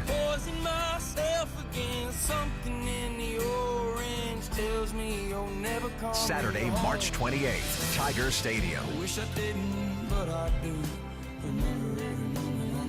With special guests, Camp and J.R. Carroll. Tickets are on sale now at ZachBryan.com. Don't miss Zach Bryan live. Hear that? That's the sound of your life. Perfectly imperfect. Beating in rhythm to the world you've created. But every time you drive after drinking, the music gets drowned out. Your life sounds pretty great. Don't let a buzz ruin it. Buzz driving is drunk driving. Don't drive buzzed. A message from NHTSA and the Ad Council. Here we go. Live action of LSU Fighting Tiger baseball continues from the LSU Sports Radio Network, powered by People's Health. Fans, we invite you to come out and join the Jay Johnson Show every Monday night live from TJ Ribs at 6 p.m. We'll be there this coming Monday for the latest updates and game insights. It's the Jay Johnson Show, presented by Our Lady of the Lake, championship health partner of LSU Athletics. 5-0 LSU leads. John Pearson to lead it off here in the bottom of the 6th inning. First pitch, he will send high and out of play to the right side. And it's 0-1. John today, double and scored in the second. Fly ball out to right field his last time up in the 4th inning. Leighton Harris continues in relief, and the left-hander fires, swing and a miss. Gets him ahead 0-2.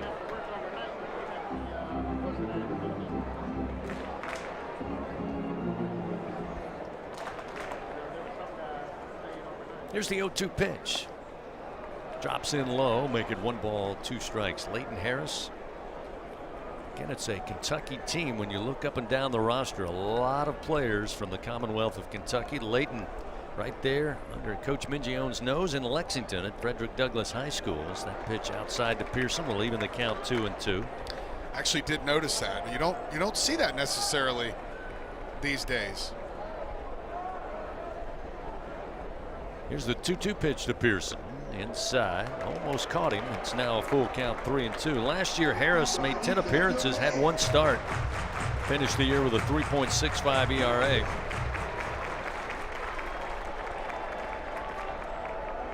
Payoff pitch to Pearson. Just missed the inside corner. Pearson jog his way down to first base. A walk given up by Harris. First baseman. Again, the Tigers have a leadoff man aboard. We'll see Zach York, and immediately they will move Luke Lawrence, the 3rd baseman, move him over to the rover in shallow right field. Shea Tyler Bell, the shortstop, just left of second base.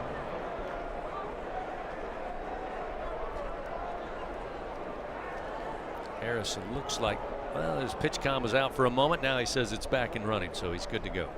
You just say that every time and avoid the violation. No, man, it was my pitch clock. York again, like he did last time, trying to bunt down that third base line. That could have been a double. He could have easily made it into second base. Nobody there. That could have been a double if he'd have got that down. But it was foul. It's 0-1. See if he tries it again. Kentucky doesn't flinch. They'll keep the same defensive alignment here. The 0-1 swinging away. Straight up into the air behind the plate, but it will catch the overhang out of play. 0-2 now to York. You had a sac fly RBI to get the Tigers on the board in the second inning, and then in the fourth inning, a board on a walk. 5-0 LSU leads, 5 runs on 5 hits, 1 error. The 0-2 breaking ball misses away from the big left-hander, and it's 1 ball, 2 strikes.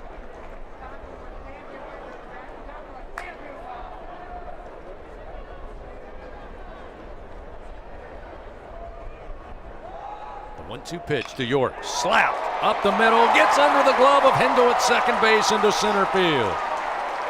York with his first knock of the day. Another bingo pest product base hit for the Tigers. Their 6th of the afternoon. And with nobody out, LSU has runners first and second. Good to see York. Good piece of hitting there, right back up the middle. Yeah, and it was hit too hard for Big John to get to third base. He had to check up there at second. But York, you're starting to see some line drives, and more importantly, up the middle, which is always a good sign. Mason Braun had the LSU online home run that brought in 3 runs in the 4th inning. He'll stand in now with runners first and second, nobody out. Facing Leighton Harris for the first time today, and Harris going to throw to Tyler Bell, reset the pitch clock, checking on John Pearson down at second base. Again, lefty on lefty here. Braun. A double and a home run. It's had a pretty good day for the freshman. This pitch outside gets away from Jenkins. Everybody will move up a station. Pearson into third, York into second.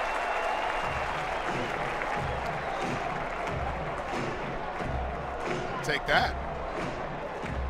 Tigers will certainly take that. Now more action starting to get underway in the Kentucky bullpen. They've got a right-hander now standing up, got a baseball in his hands, about to start throwing for the Wildcats. Braun looking at a 1-0 count. Infield playing in now with runners second and third. And pitch outside, 2-0.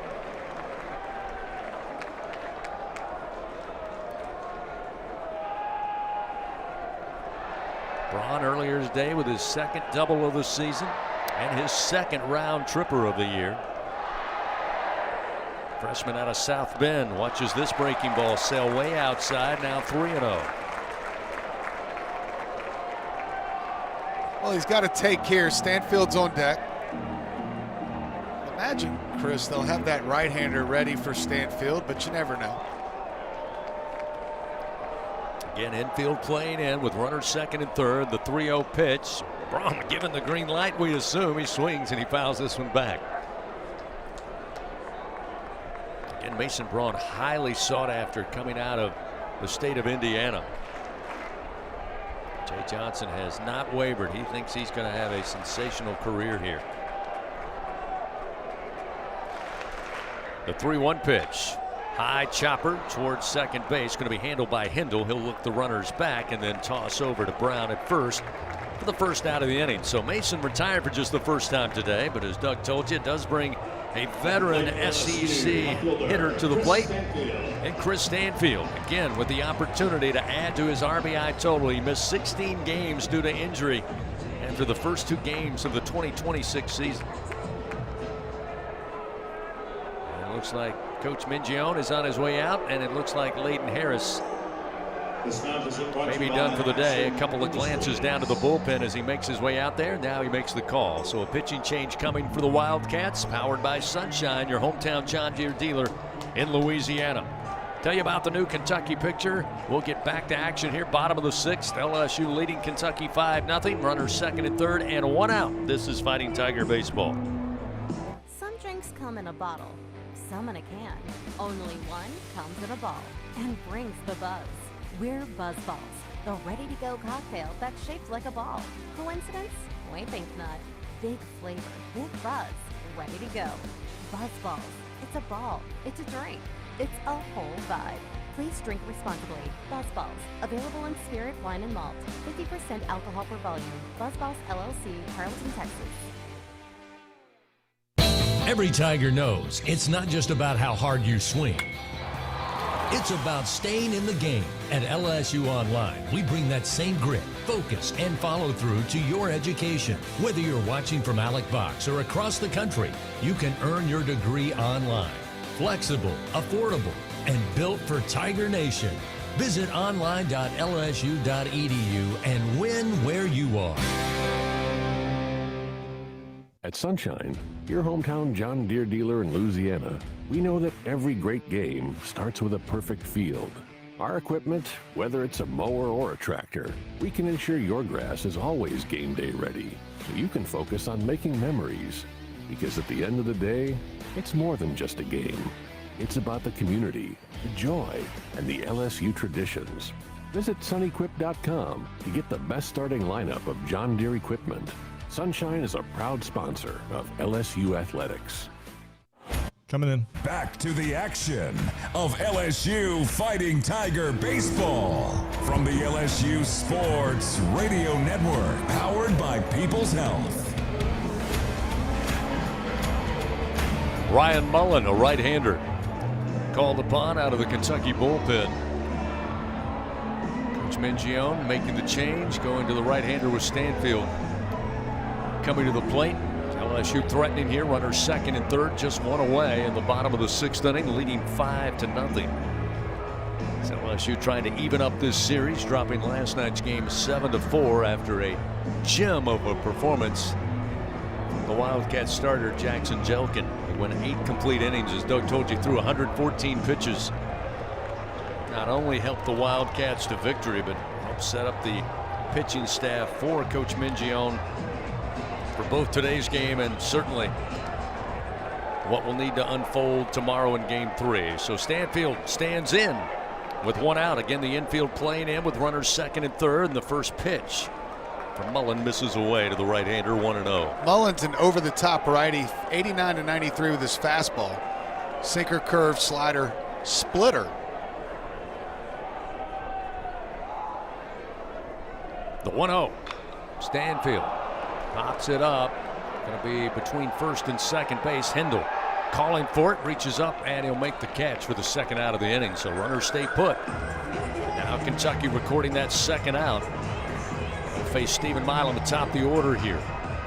So Mullen's going to favor that fastball and slider. He comes into this game with a 5.14 ERA. This is his 9th appearance out of the bullpen. He is 2-0 this year in 7 innings. He's allowed 4 hits, 4 runs, all earned. He has 3 walks and 10 strikeouts. Milam today aboard on a walk in the third inning. He's 0 for 2. 13 ribby on the season, but a prime opportunity here for the junior shortstop. First pitch from Mullen down low, blocked up by Jenkins. It's 1-0 to Milam. Milam in the first inning grounded out Tyler Bell at shortstop. Last time in the 4th inning, grounded out to Hudson Brown unassisted at first. Here's the 1-0. Overhand fastball in there at the knees. 1 ball, 1 strike now to the monster.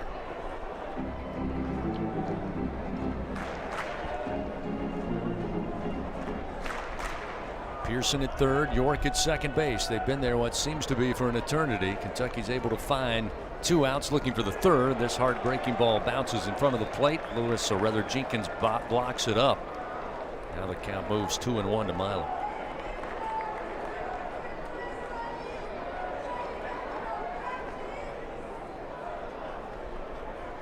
Can't imagine with a base open they're going to give him anything too good to hit here. Mullen comes set, the 2-1. Miss low and inside. Right back to the fastball, but off the mark will make it 3-1.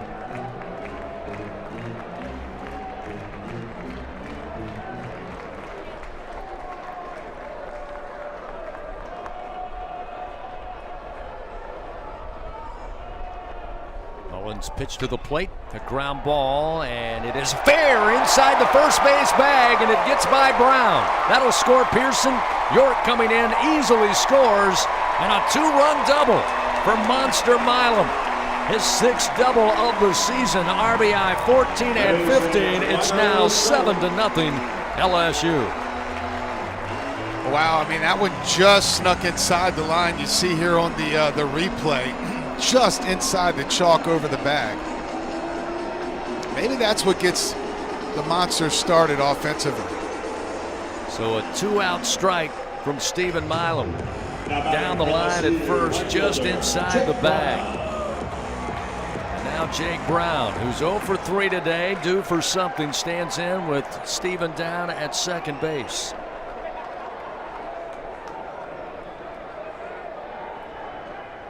Swing and a miss on the first delivery. A downhill trending fastball at 91 from Mullen, and it's 0-1 to Braun. That's that sinker. The 0-1 pitch. Missed inside, 1 ball and 1 strike. Braun today ground out to Bell at shortstop in the first, pop up to the second baseman Hindle in the third, and was a strikeout victim last time in the 5th inning.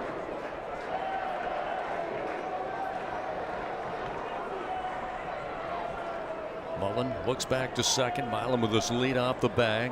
Here's the 1-1 to Braun. Oh, up and in. Look out. 2-1.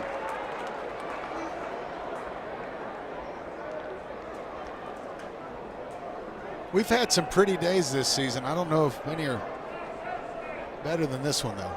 Bottle this up. The 2-1. Now fights off another heater. Fouls it back to the screens. Now 2-2. Like whatever you're doing, do it outdoors today. I mean, it's just absolutely perfect outside.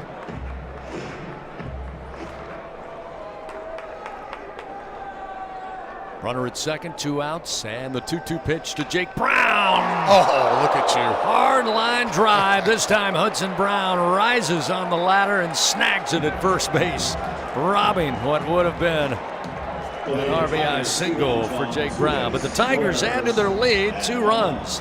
On 2 hits, they do leave 1 man on. It's now a 7-0 LSU advantage. Top of the 7th coming up. Kentucky coming to the plate. It'll be 8-9, top of the order. Jenkins, Schwartz, and Tarnish. This is Fighting Tiger Baseball.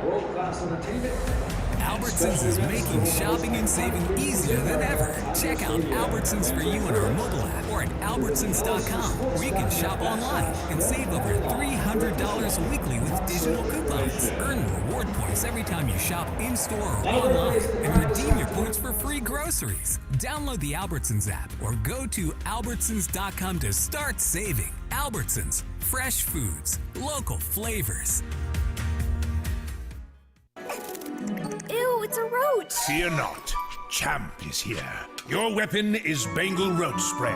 Bengal spray technology is designed to flush out the entire colony, targeting the source of the problem, making sure these pests don't die unseen in your walls, ensuring far-reaching results that prevent infestations from returning.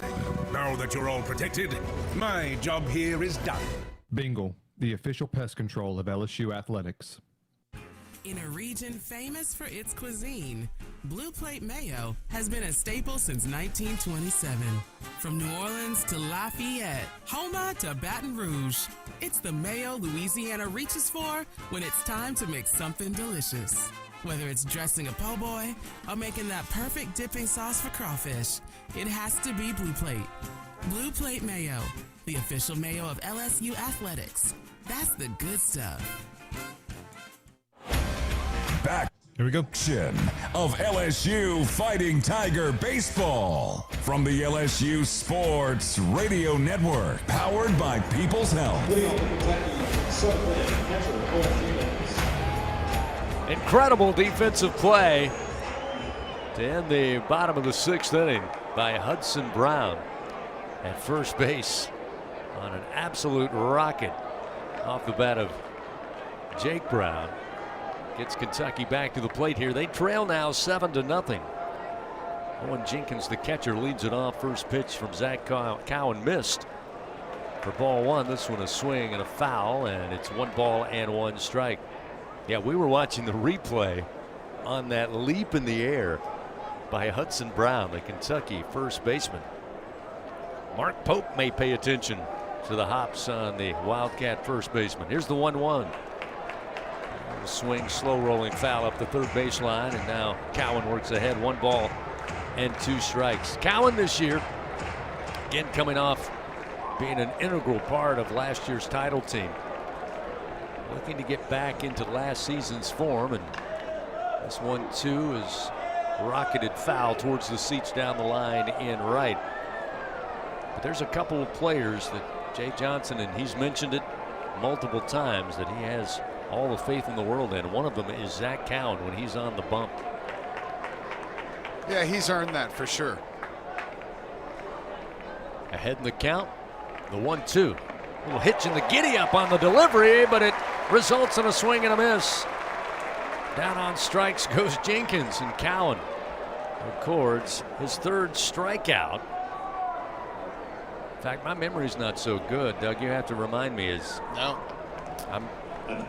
thinking what I'm thinking, I'm right? Yeah. Pretty good start for Cowan out of the bullpen. He's seen 3 batters. He's got 3 strikeouts. We see Ryan Schwartz now to the plate.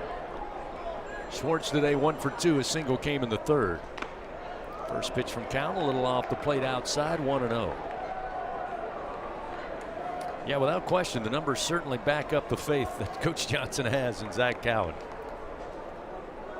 The 1-0 pitch, showing bunt, trying to drag it, but he can't make contact. It's 1-1. Strike thrower. He's been a strike thrower throughout his career. That's what the Tigers need right now. And I think that's why Jay Johnson brought him in this game. Here's the 1-1 pitch. Schwartz looking to swing, and he fouls this one to the Kentucky dugout. 1 ball and 2 strikes. Cowan again working ahead. Fans, don't let AC outages keep you on the bench this year. Text home run to 31996. Get a $59 AC system check from AccuTemp Services, proud partner of LSU Athletics. The 1-2. That one up in the zone, but a ground ball going to be handled behind second base by Dardar, who is over that way on the shift, and he'll throw to York in time for the 2nd out. Okay. Possibly a little 1-2-3 here. Again, the Tigers have retired 3 up, 3 down in an inning, but the previous 2 times there was actually a runner on base. Now a quick offensive timeout call. Top of the order, Jace Tarnish due up.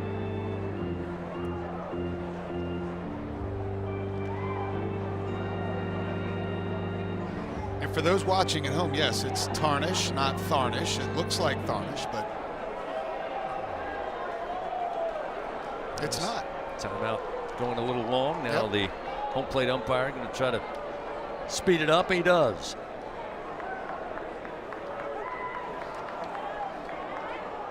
May see a new righty for the Wildcats next inning. There's one down in the bullpen throwing now. Cowan's first delivery outside and low. 1 ball, no strikes to Tarnish. 1 for 3 today. A single came last time in the 5th inning.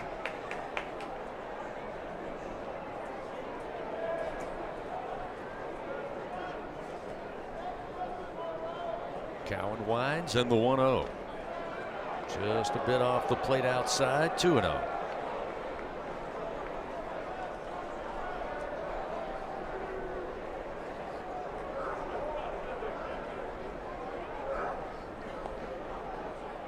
Pitch to Tarnish, catches the inside corner. That'll make it 2-1.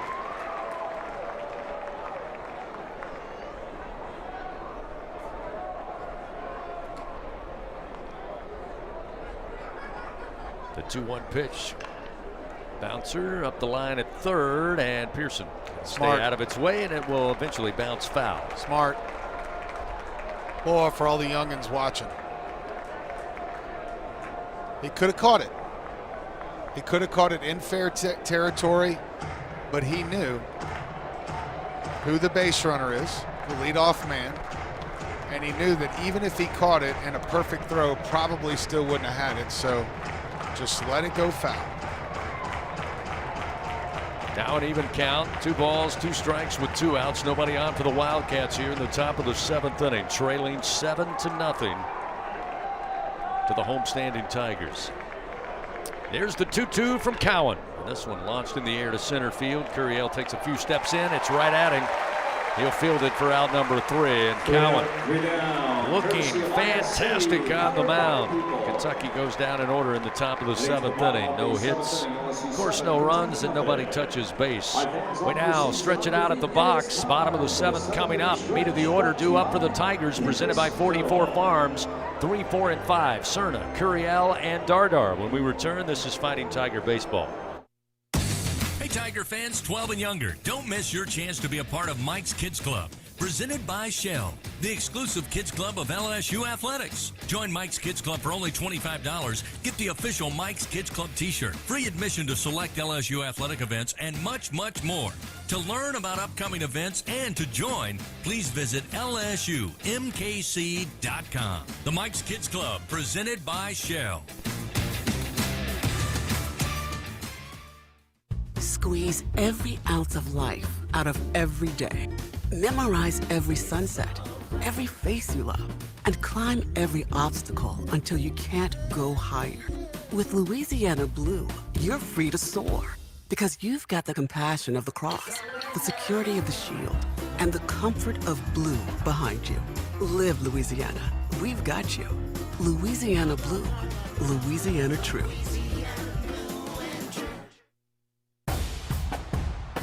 Champions make plays on the field and in life. With LSU Online, you can keep your career moving, earn your degree, and still run your own game plan. Learn anytime from anywhere and take the next step toward your goal line. It's time to make your move, Tiger fans. Visit online.lsu.edu. LSU Online. Win where you are. Here we go. The inning stretch of LSU Fighting Tiger Baseball was presented by Coshada Casino Resort, Louisiana's best bet. Bottom of the 7th inning here on a beautiful Saturday afternoon in Baton Rouge, Louisiana, here at Alex Box Stadium. Game 2, Kentucky and LSU in this SEC tilt. 7-0 LSU with the lead. They come to the plate. New pitcher on the mound for the Wildcats will be a right-hander, Oliver Boone. Boone, the transfer from Cal, hails from North Hollywood, California, making his way to the Commonwealth. He'll face Cerna, Curiel, and Dardar due up for LSU here in the bottom of the 7th inning. Yeah, this is his 5th time out this year, 4.76 ERA. He's worked 5 2/3, allowed 5 hits, 3 runs, all earned. He has 3 walks and 4 strikeouts. Opponent's hitting .238. So, obviously, Nick Mingione not going to his best arms here coming down the home stretch. First pitch to Cerna, the right-hander, way upstairs and outside, I should say. And Cerna backing out. He'll face a 1-0 pitch upcoming here from Boone. Cerna today did have a single last time in the 5th inning. Got aboard before on a walk. This one in the air, right side, foul territory. Hudson Brown going to give it a look, and it's just out of his reach. Down around that first base camera well. I mean, that hit in. I mean, that was literally right in the corner. Somehow still stayed in. That's tough to navigate around that little corner right there. So Cerna will come back to the plate with a 1-1 count. Pitch from Boone. Strike at the knees. That'll get the Kentucky reliever out in front. 1 ball, 2 strikes. Yeah, Boone will throw a sinker and a sweeper, also a changeup, but mostly sinkers and sweepers is what we'll see. A 1-2, a swing and a bouncer down the third base line, foul. Still 1-2 to Cerna, the freshman out of Houston, Texas.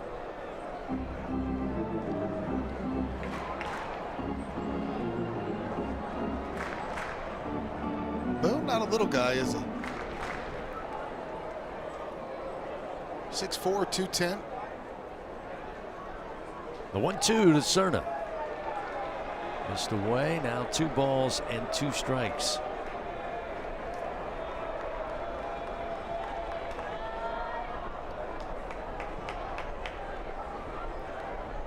The 2-2 delivery from Boone. Again, a little tapper. This could be trouble. Third base side, and under the glove, the baseball gets under Lawrence, and he can't make the play, and Cerna will arrive safely. He was playing back, had to charge in. Not an easy play by any stretch of the imagination, and it was all about timing. You had one chance to make the swipe and then try to make the throw. Just couldn't make it happen, so Cerna finds his way aboard to get it started for LSU in the bottom of the 7th, and Derek Curiel now will step in. And that's another single for Cerna. 2 hits now today, 2 for 3 for him. Yeah, well, that single puts him over the 300 mark. Just before that swing, I said he is slowly approaching the 300 average, and with that single, he's now at 302 as that pitch to Curiel low and inside, 1-0.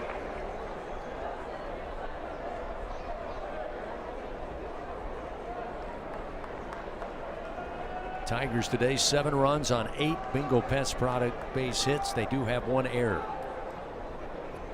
Curiel lets this pitch go, and it misses the inside corner. Moves the count, 2 balls, no strikes. Derek today a single back in the 2nd. Got aboard. Eventually caught stealing at third base after stealing 2nd base moments before. 2-0 pitch. Too low. Make it 3 balls, no strikes. Catch up on some scores around the league. How about this? Tennessee and Vandy are now in the top of the 14th inning. Yeesh. And it is still tied 5-5. The 3-0 pitch.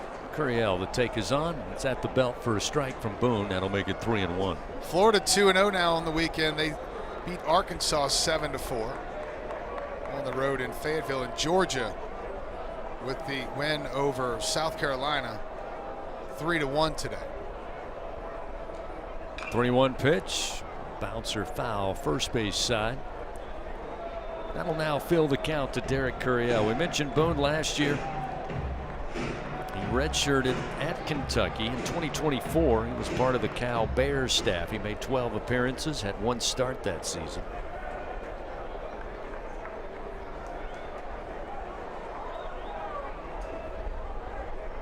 Checks on Cerna at first. Cerna off and running with the payoff pitch, and Curiel sends this one out to center field.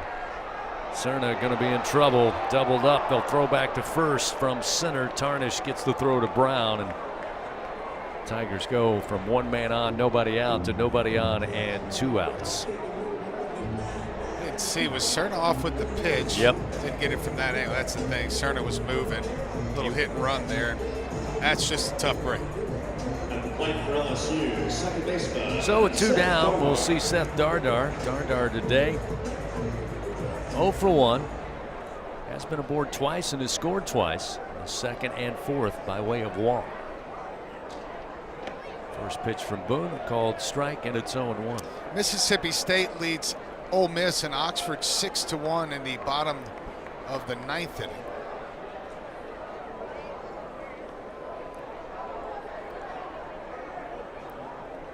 Boone winds in the 0-1. Misses the inside corner, evens a count now, 1 ball and 1 strike. In 2 other games, Texas A&M is ahead 2-0 right now in the bottom of the 2nd at Missouri. And then Texas hosting Oklahoma. Longhorns trailed 2-0 in the top of the 3rd. 1-1 off the bat, foul of Dardar into the screen. 1 ball, 2 strikes.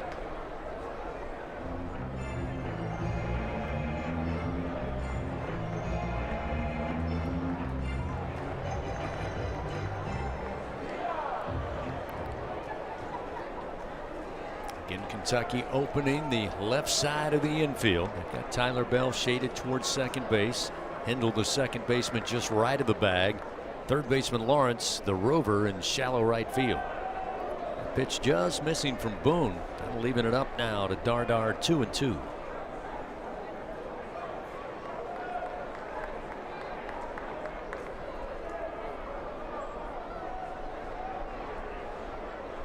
2-2 delivery. Off speed. Missed the outside corner, not by much, but that will fill it up. Boone visibly frustrated. That little drop step from Christopher Griffin, the home plate umpire, made me a little nervous there. Payoff delivery with 2 outs. And Dardar absolutely crushes a baseball, but foul down the right field line, out of play. Holds at 3 balls, 2 strikes. Fans serving the world's best baby back ribs, fresh seafood, Cajun-inspired comfort food, and home of the Jay Johnson Show, Monday nights at 6 o'clock. That's TJ Ribs, located at 2324 South Acadian Thruway. So another payoff pitch to come from Oliver Boone. The big right-hander winds, and the pitch to Dardar misses inside, ball 4. And a 2-out walk will get a runner aboard here. It'll be the 7th walk given up by Kentucky pitchers today. Yeah, we have 7 runs. How about that? Let's see. 1, 2, 3, 4. 4 of those walks have come around to score. Dardar takes his lead off first. John Pearson back to the plate. He's 1 for 2 today. Breaking ball misses outside, a tad high, 1-0. John had a double back in the 2nd, scored. Board on a walk in the 6th and scored as well. The 1-0 pitch. Outside again with that breaking ball, 2-0.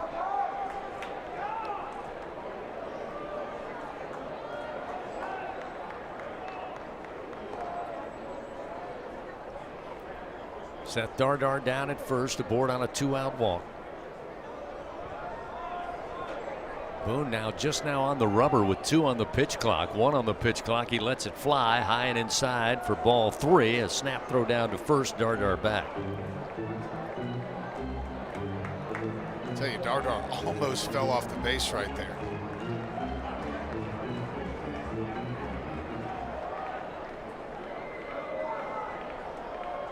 So with 2 down, a runner on. The 3-0 is high and outside. Back-to-back walks with 2 outs. Walk number 7 by the Kentucky staff. Playing with fire here is Zach York coming to the plate. After doubling up Cerna on that fly ball to center field, Boone probably felt way better than he does right now. They're going to call a timeout, meet on the mound with the infield, and Owen Jenkins and the reliever Oliver Boone. Yeah, had Cerna just stayed put, of course hindsight's always 20/20, but bases would be loaded right now with 1 out. Again, with the summer months coming up, don't let AC outages keep you on the bench. Nothing worse than that in the middle of summer. Text the words home run to 31996. Get a $59 AC system check from AccuTemp Services, proud partner of LSU Athletics. So now Zach York, solid single right back up the middle in the 6th inning. He scored 2 runs today, got aboard on a walk in the 4th and scored, and with that single came around to score last time in that 6th frame. He fouls the first pitch from Boone, back to the screen, 0-1.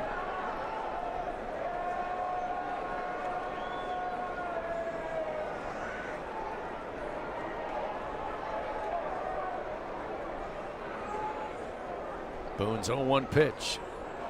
Outside, 1 ball, 1 strike.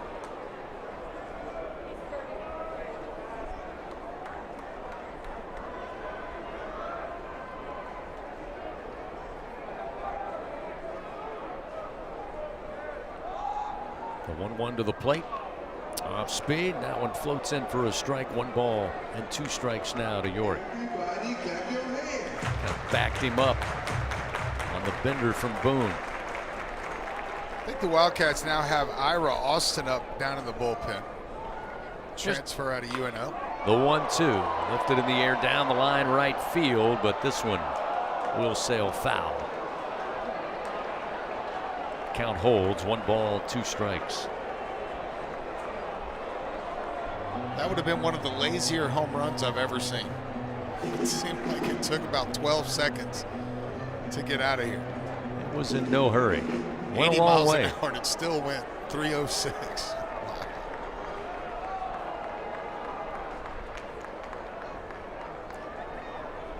So Boone will step back on the rubber, now step off. Making sure he got the sign he wanted. Now he steps back on the bump. Dardar off of second, Pearson off of first. The 1-2 to York, and a swing and a miss. And Boone gets the strikeout. His first out of the pen. And the Tigers come up empty-handed. No runs, 1 hit. They leave 2 men on. We played 7 complete here in game 2. 7-0 LSU leads. Top of the 8th. Kentucky coming to the plate. It'll be Lawrence, Bell, and Brown. 2, 3, and 4 for the Wildcats. This is Fighting Tiger Baseball. Squeeze every ounce of life out of every day.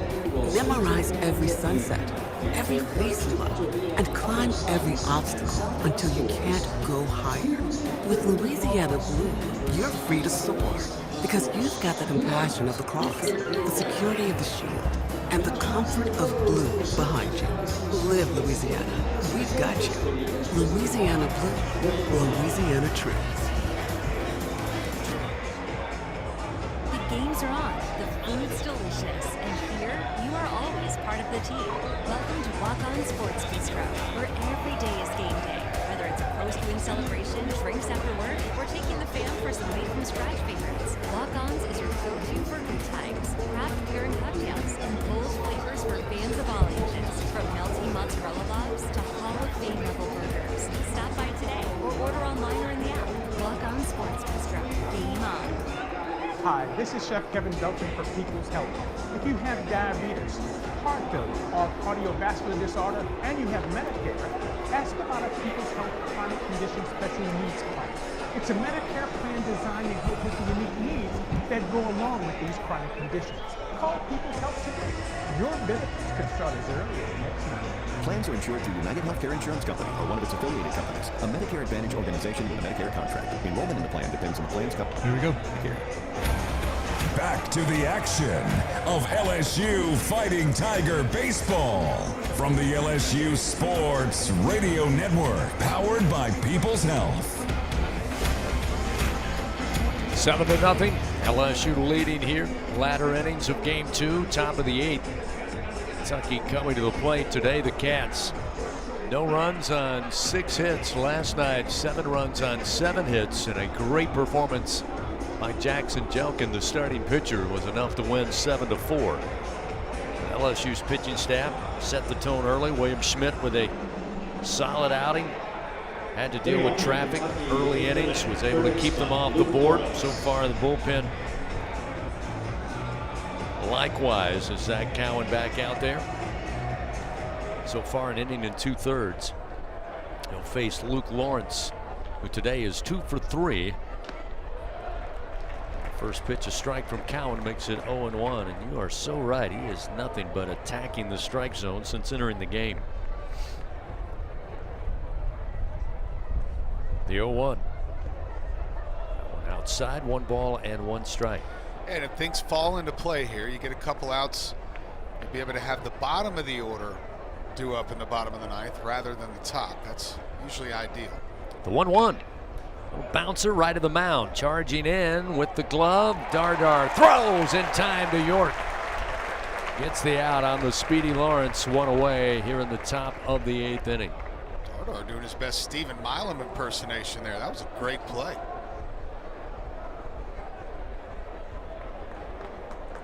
At the plate for the Wildcats, shortstop. Excellent job keeping his balance, making the strong throw right on the money. Made it look easy. Luke Lawrence retired, or I should say Tyler Bell now at the plate after Lawrence retired. The first pitch missing low, ball 1, 1-0. Bell aboard on a walk in the 6th inning. 0 for 2 today in the 3 spot. Cowan rears back, fires. This pitch low and inside. Quickly, it's 2 balls, no strikes.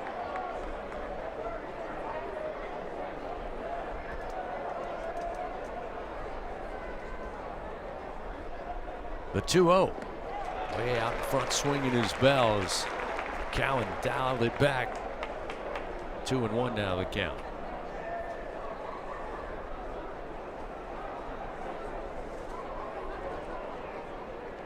Up at the top of the plate. 3 balls, 1 strike. Hadn't been many times Cowan's been behind in the count. In fact, he's faced 6 batters since entering the game. He's got 3 strikeouts so far. Here's the 3-1 delivery. That one thigh high across the plate. That'll fill it up 3-2.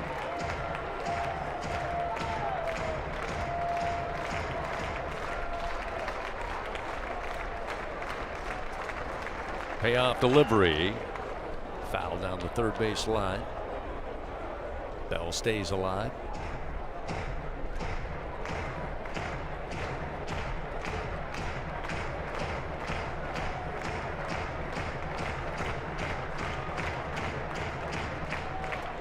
Extra time there to remove the baseball. Now ready to go. Another payoff pitch. And missed low. Looked pretty good. Pretty good looking pitch. But ruled ball 4. Tyler Bell making sure he got halfway down the baseline, turned around, looked at the home plate umpire and said, "You did say ball 4, right?" It was that close. Oh, man. So Kentucky with a 1-out walk puts Bell aboard. Now we'll see Hudson Brown.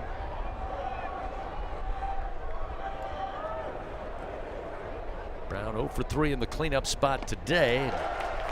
Off-speed pitch gets him out of whack. Swing and a miss on the first offering from Cowan. It's 0-1.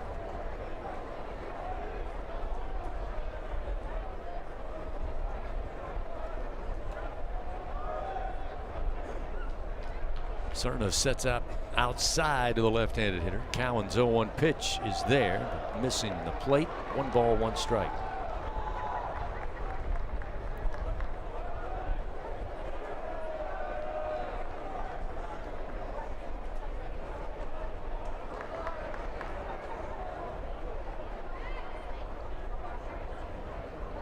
Runner at first, 1 down, top of the 8th. The 1-1.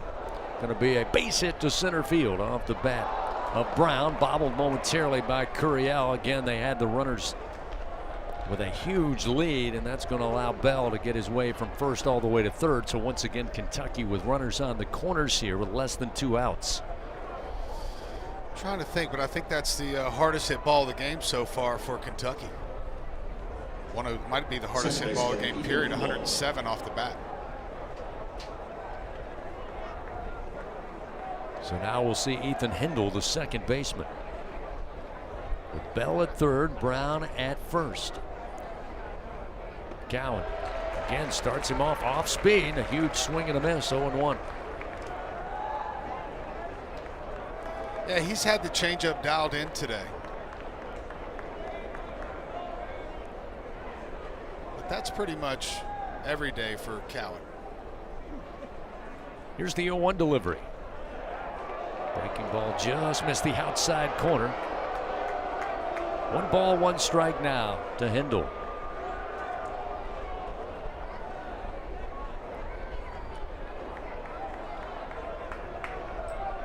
Just 1 out, runners first and third. Cowan's 1-1 pitch. Swing and a miss. Steady diet of off-speed pitches here to Hindle, and gets Cowan ahead 1-2.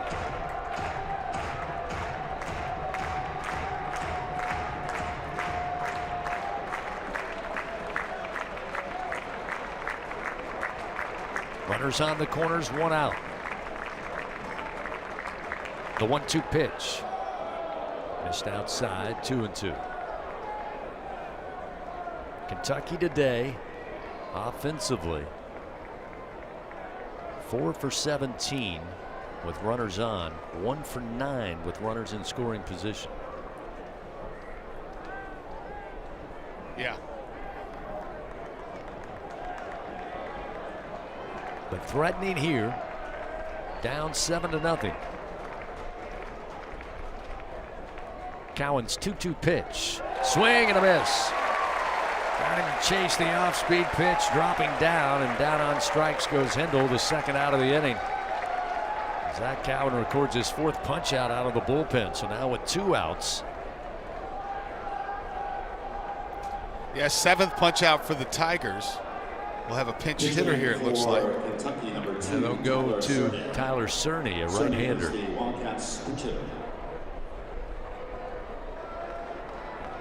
last pitch, another one of those just devastating changeups from Cowan.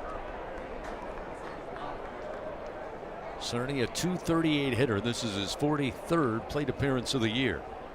With runners first and third. First delivery, breaking ball, strike from Cowan, starts him off 0-1.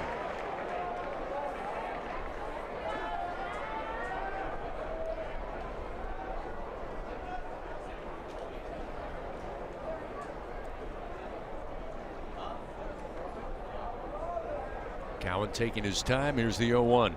Swing and a miss. Cerny now behind in the count, 0-2.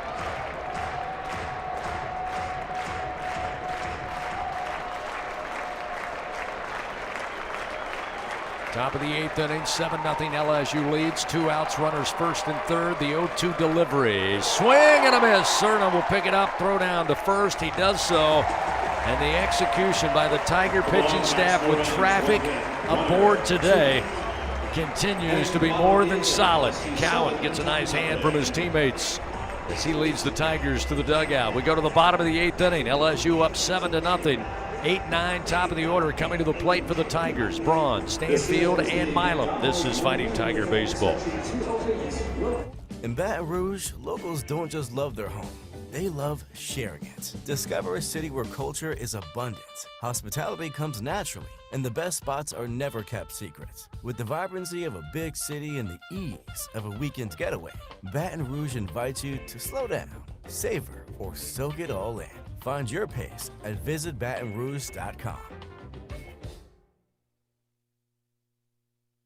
In the SEC, it just means more. But what is it exactly? It's the fans, the students, the traditions, the legends. It's passion to celebrate deeper, reach farther, think smarter, make an impact off the field. It's that intangible thing that happens when 16 schools raise the bar as one. Because in the SEC, it just means more. There's danger out there. It lurks on highways and quiet neighborhood streets. It's more likely to kill you than a shark and more terrifying than the biggest snake. Distracted driving claims lives every day. Every notification, swipe, social post, video, or selfie while driving risks your life. So while you might think public speaking or the zombie apocalypse is scary, what's really terrifying and even deadly is distracted driving. Eyes forward, don't drive distracted. Brought to you by NHTSA and the Ad Council. The power Here we go. of college baseball plays here. Your home for the Fighting Tigers. The LSU Sports Radio Network, powered by People's Health. Bottom of the 8th inning, Mason Braun will lead it off for LSU. His Tigers lead 7-0 over Kentucky here in Game 2. And Braun getting the start today at DH. The freshman out of South Bend's had a heck of a day, a double and a 3-run bomb. Last time, a ground out to second base. He'll stand in. Oliver Boone continues his relief work on the mound for the Wildcats, and the first pitch is strike to Braun. It's 0-1.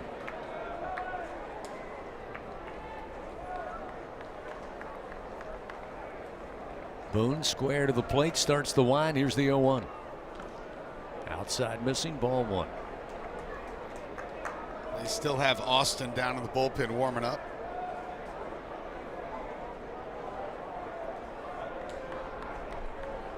One delivery. Strike on the inside corner. 1 ball, 2 strikes.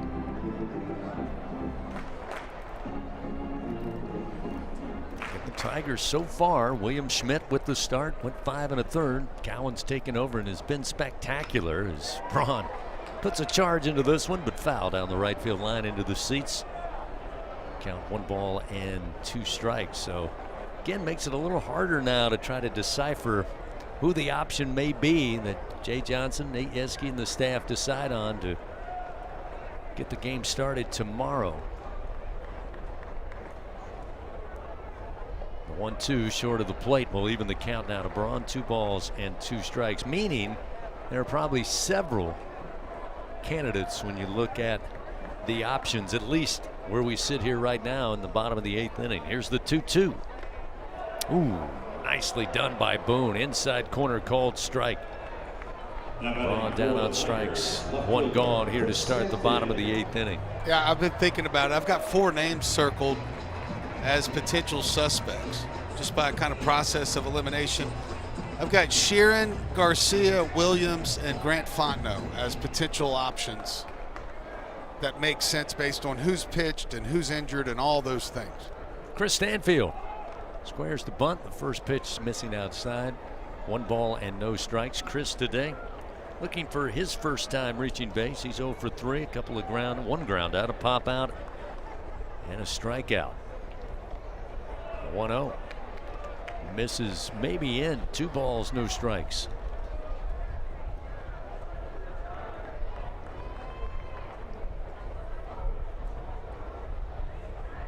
Whoa, that one just about caught him. Just missed the arm.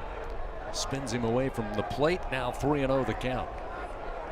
Grant Fontenot hadn't allowed an earned run since February 18th. 3-0 pitch. That one high. Stanfield going to pick up a 1-out walk. He'll head down to first and indeed will reach base for the first time today. That'll bring the Tigers to the top of the order, and Stephen Milam. Milam today 1 for 3.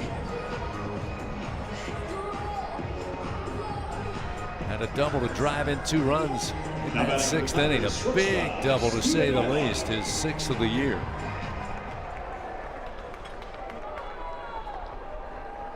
Gave the Tigers a little extra. Get him to a 7-0 lead as a throw over to keep an eye on Stanfield. He slides back safely. And Santiago Garcia's last 8 2/3. He has 15 strikeouts and 3 walks. Really like the way he's been throwing the ball. Another quick move over to first. Stanfield sliding back again. You going to make a guess? You know, part of me, it kind of threw me off when Garcia was down there warming, the left-hander. But again, the fact that he transferred in here from Oregon and now he is not throwing, and Cowan looks to be at the moment in control. I guess I might go with him as my guess. I don't hate it. But I agree. I think Grant Fontenot certainly, his last several outings out of the bullpen has been very effective. That's why I love him, out of the bullpen. Yeah. This pitch to Milam misses inside, starts him off 1-0. And for me, I'm favoring Cooper Williams and Garcia because of Kentucky's running game. Of course, both left-handed will eliminate some of that at first base. Milam awaits and the 1-0. Off speed in for a strike, evens it up. 1 ball, 1 strike. Yeah, I think it's going to be one of the lefties. I think they'll leave Sheeran, Fontenot, and Rizzi down in the bullpen for late in the game, which it's pretty strong on Sunday afternoon. The 1-1. Milam swings into the air, shallow left field. Hansen coming in, Bell going out, and eventually Hansen, the left fielder, makes the call as he should and makes the catch for the 2nd out of the inning. Again, Garcia made all of his appearance last year for the Ducks out of the bullpen. So there's that to consider. Yeah. That's never kept. And no starts this year. Jay Johnson from That's a heck of a first start of your career. Yes, it is. Yeah, I'm leaning towards Cooper Williams now. So now I'm starting to walk it back. Jake Braun to the plate with 2 outs and the pitch. Inside corner called strike, and it's 0-1. Jake today 0 for 4.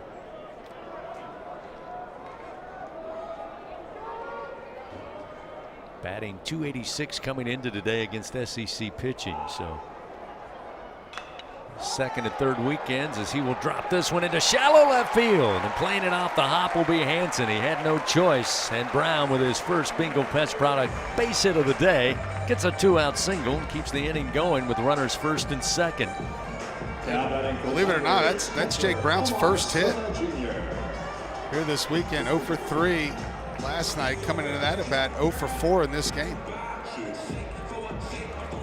Now we'll see Omar Cerna, and before that, Coach Mingione's on his way out there, and that looks like it'll be all for Oliver Boone. Waiting for the official hook. Jones staring towards the left field bullpen, and now he makes the call. So a pitching change for the Wildcats, powered by Sunshine, hometown John Deere dealer in Louisiana. It's a 7-0 LSU lead, bottom of the 8th inning. The Tigers trying to get something going here with 2 outs. We'll get back to it after this. Fighting Tiger baseball. What a matchup we've got, folks. Just non-stop action. The energy is electric and the fans are all in.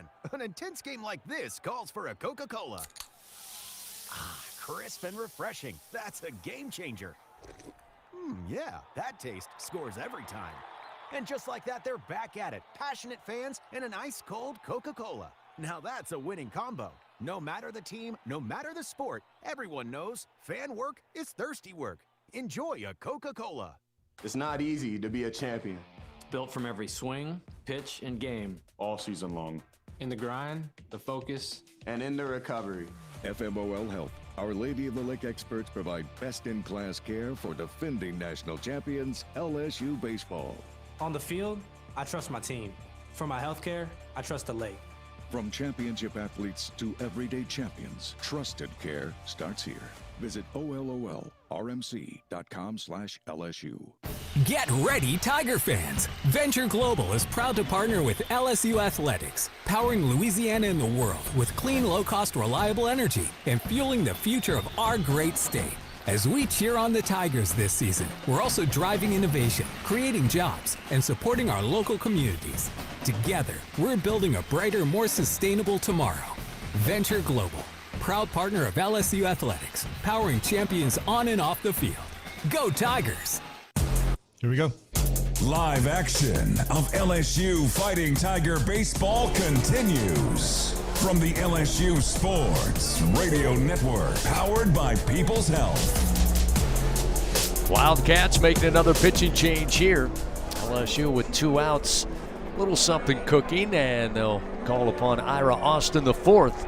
He'll take over for the Wildcats here again with Stanfield down at second for the Tigers. Braun aboard on a bloop single to the left. He's at first, and it'll be Omar Cerna who Austin will face when we get back to it.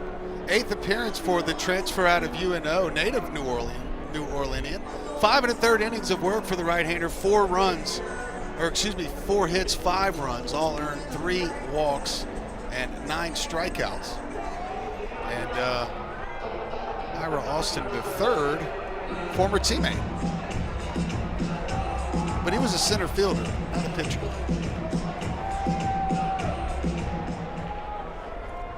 Cerna will stand in. And the first pitch. Ground ball, sharply hit. Tyler Bell will flip it over to Hendel at second base to get the force out for out number 3. So Austin called upon, delivers 1 pitch, elicits the ground ball out. 6-4, and that'll do it for LSU. No runs, 1 hit, and 2 men left on. We move now to the top of the 9th. It's a last chance for the Wildcats. Here in game 2, they trail LSU 7-0. Cats have coming to the plate 7, 8, and 9. Hanson, Jenkins, and Schwartz. When we continue, this is Fighting Tiger Baseball. Now's the time to get a great deal on select Kubota compact tractors. The Kubota L Series. Hey, Chris. Selling compact tractor in the U.S. They're designed for So just to make sure we get the 3 outs here, we still do the break 23, and then you'll go to another break, and then it'll be the 10th inning show. For 31st. That is correct. We go ahead and play the middle of the 9th. Just stay everything in order. Okay, I just want to make sure because we've done that before where we've won without having to bat. I just want to make sure. Louisiana Attorney General Thank you, sir. Yep. Knowing the facts is the key to winning a case in court and also winning in life. To be a champion, you have to make good decisions, and one of those is to not vape. Vaping can destroy your lungs with toxic metals and chemicals. Some devices contain lead and nickel and even formaldehyde. Vaping can cause severe health problems, so choose to be a champion. Stay vape-free. Paid for by the Louisiana Department of Justice. Game day starts local, just 2 miles from Tiger Stadium. Oxbow Rum Distillery is the official rum of LSU athletics. Handcrafted from Louisiana sugarcane, grown right across the river. From cane to glass, every bottle is pure Louisiana pride. So, whether you're mixing up cocktails at your tailgate or joining us at the tasting room, make it a win for local flavor. Oxbow Rum Distillery, located downtown Baton Rouge. Go Tigers! Here we go. Is LSU Fighting Tiger Baseball on the LSU Sports Radio Network, powered by People's Health. Carson Hansen will lead it off for the Wildcats here in the top of the ninth. They trail LSU 7-0. First pitch from Cowan, a called strike off speed, and it's 0-1. Cowan has been phenomenal in his relief effort. We'll talk more about that after this 0-1 delivery, and a swing and a miss gets Hansen behind 0-2. Doug, you said earlier, William Schmidt, not a must win, but an important game in today's action, and can't say enough. We'll find out when the weekend is over. There's a swing and a miss. Cowan records another strikeout. Hansen down on strikes for the second straight time. Cowan records strikeout number 6. But the job that both William Schmidt and now Zach Cowan put on today, how that benefits LSU going into what we assume at this moment, with 1 out in the top of the ninth, the possible deciding game 3. I would think job well done by William and so far by Zach. Here's the first delivery to Jenkins. Couldn't hold up on a pitch low and inside, and it's 0-1. Yeah, I mean, that's just an understatement. It's a massive performance by both. Schmidt 5 1/3, 6 hits, no runs, 2 walks, and 3 strikeouts. Plenty good enough to get the job done with a lead early. This one up and in. 1 ball, 1 strike now to Jenkins. And Cowan, he's just got his 3rd inning in. 1 hit, no runs allowed, 1 walk, and 6 strikeouts in his 3 innings. The 1-1. Bouncer charging in, fielding it. Milam, the pump and the throw. You guessed it, out number 2. 2 down, 1 to go for the Fighting Tigers of LSU. Yep, that's pretty much automatic, partner. Pretty much automatic. So now, bottom of the order, let's see. Coach Mingione going to stick with Schwartz. Down to 1 out here in game 2. No, he's going to go with Will Mercy here, it looks like. Will Marcy. Marcy is the Wildcats pitcher. Yeah, the senior out of Raleigh will pick up a bat, come to the plate with 2 outs in the top of the ninth. And the first pitch from Cowan a little high for ball 1.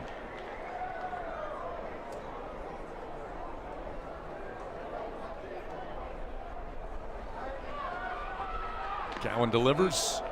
Just about caught him on the hands. Was he able to back out? Now 2-0. It's like you try to put a little extra on that fastball. 2 outs and the 2-0. Put a charge in a swing, but it found himself missing the baseball. 2-1 now the count to the pinch hitter, Will Marcy.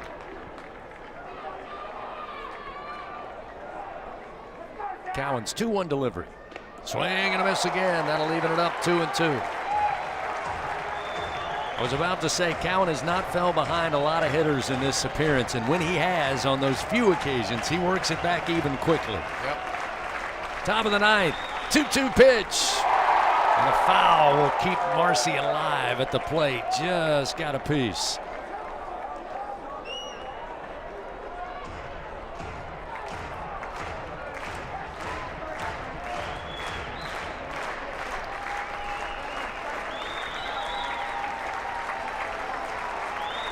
The 2-2 delivery. Cowan fires. That is a swing. That is a miss. And the Tigers take game 2. Shutout fashion behind a great performance by William Schmidt and Zach Cowan on the mound. Great defense behind them. And the offense, 7 runs on 9 hits today, certainly gets it done. It'll even up the series. 1 game apiece with the win. The Tigers move to 18-10 on the year, 3-5 in SEC play. The Wildcats now 21-5, suffered just their 3rd loss in conference play. They fall to 5-3. Tomorrow they will decide this series First pitch at 12 noon. Tigers win today by a final of 7-0. This is Fighting Tiger Baseball. Hey, Tiger fans. Need funds to help with your financial situation? Republic Finance is a proud partner of LSU Athletics and has served the SEC area since 1952. Check out our loan options to see how we may help you. Visit a local branch or get pre-qualified online at republicfinance.com/tigers. Not all consumers are eligible to apply online. Secured loans are available exclusively in branch and have collateral and insurance requirements. Standard loan terms, rates, and fees apply based on your state. All loans are subject to approval pursuant to standard underwriting criteria. Not all consumers will qualify. For more information, call 833-907-1737.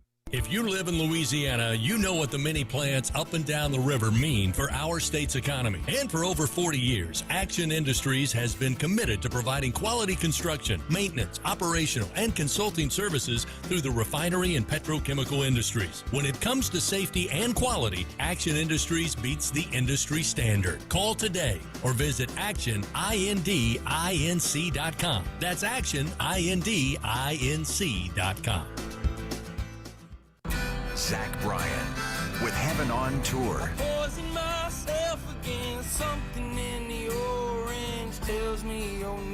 Saturday, March 28th, Tiger Stadium. With special guests, Camp and J.R. Carroll. Tickets are on sale now at ZachBryan.com. Don't miss Zach Bryan live. Live action of LSU Fighting Tiger Baseball. Here we are. News from the LSU Sports Radio Network, powered by People's Health. LSU pounces back here on Saturday and evens up the series with a shutout victory, 7-0 over the Kentucky Wildcats. Kentucky winning 7-4 in Game 1 last night, but an excellent performance by William Schmidt in the start. Zach Cowan lights out of the bullpen. Tigers needed 2 pitchers to tame the Cats today. 7-0 is the final. LSU, of course, picking up their 3rd conference win of the year. Would love to get their first series victory here at home in SEC play. They'll get that opportunity coming up tomorrow. Again, Game 3, first pitch at 12 noon. Tigers 7 runs, 9 Bingo Pest Product hits, 2 errors in the field. Kentucky scoreless on 7 hits, and they are perfect on the diamond. 7-0 is the final. Again, the Tigers move to 18-10, 3-5 in SEC play. Kentucky now 21-5. They are 5-3 in conference play. Coming up, we'll crank up the Fighting Tiger 10th inning show, take a look at the final stats. We'll look at the play and player of the game for your Tigers. Check that SEC scoreboard, set the table for later tonight, and then visit with what I'm sure will be a very happy and very proud Jay Johnson on the performance of his Tigers here in Game 2. Again, the final, LSU 7, Kentucky nothing on the LSU Sports Radio Network. Now's the time to get a great deal on. Okay, let's go the Braun, Homer, the play of the game. Okay. And then the co-players of the game will be Schmidt and Cowan. You just picked the strikeout. One of them, let's see. The ones that end the innings are usually his best. So Schmidt ended the first with a punch out, and Cowan ended the game, the 8th, and the 6th with a strikeout. All right, let me listen to him. Yep. I'll get back to you. Yep. Equipment Chair, proud partner of LSU Athletics. We understand that when you rent construction and industrial equipment, you need reliable machines and dependable service. From dozers and aerial work platforms to pumps, power, and climate control, we've got you covered. All rentals are powered by T3, the easy-to-use fleet management tool that lets you monitor your equipment from your phone or laptop. What? Visit equipmentshare.com for No your way. today. 5-5, top of the 16th. Coach, think about that. Contractors. One team scored 5 in the bottom of the 4th, the other 5 in the top of the 6th, and yet 13 more innings, nobody else has scored a run. When people say, oh, baseball's crazy, okay. I mean, come on. Tennessee's got a runner at second with 1 out. Visit GEAUXvote.com. Top half, of course. I'd like to know how many runners have been in scoring position over that time. And Tennessee was getting no hit going into the 4th inning, too. Before you go, and go Tigers. Oklahoma leading Tejas. Welcome That's in early, though. to the Fighting Here we go. Show. By the way, I like the 6-1.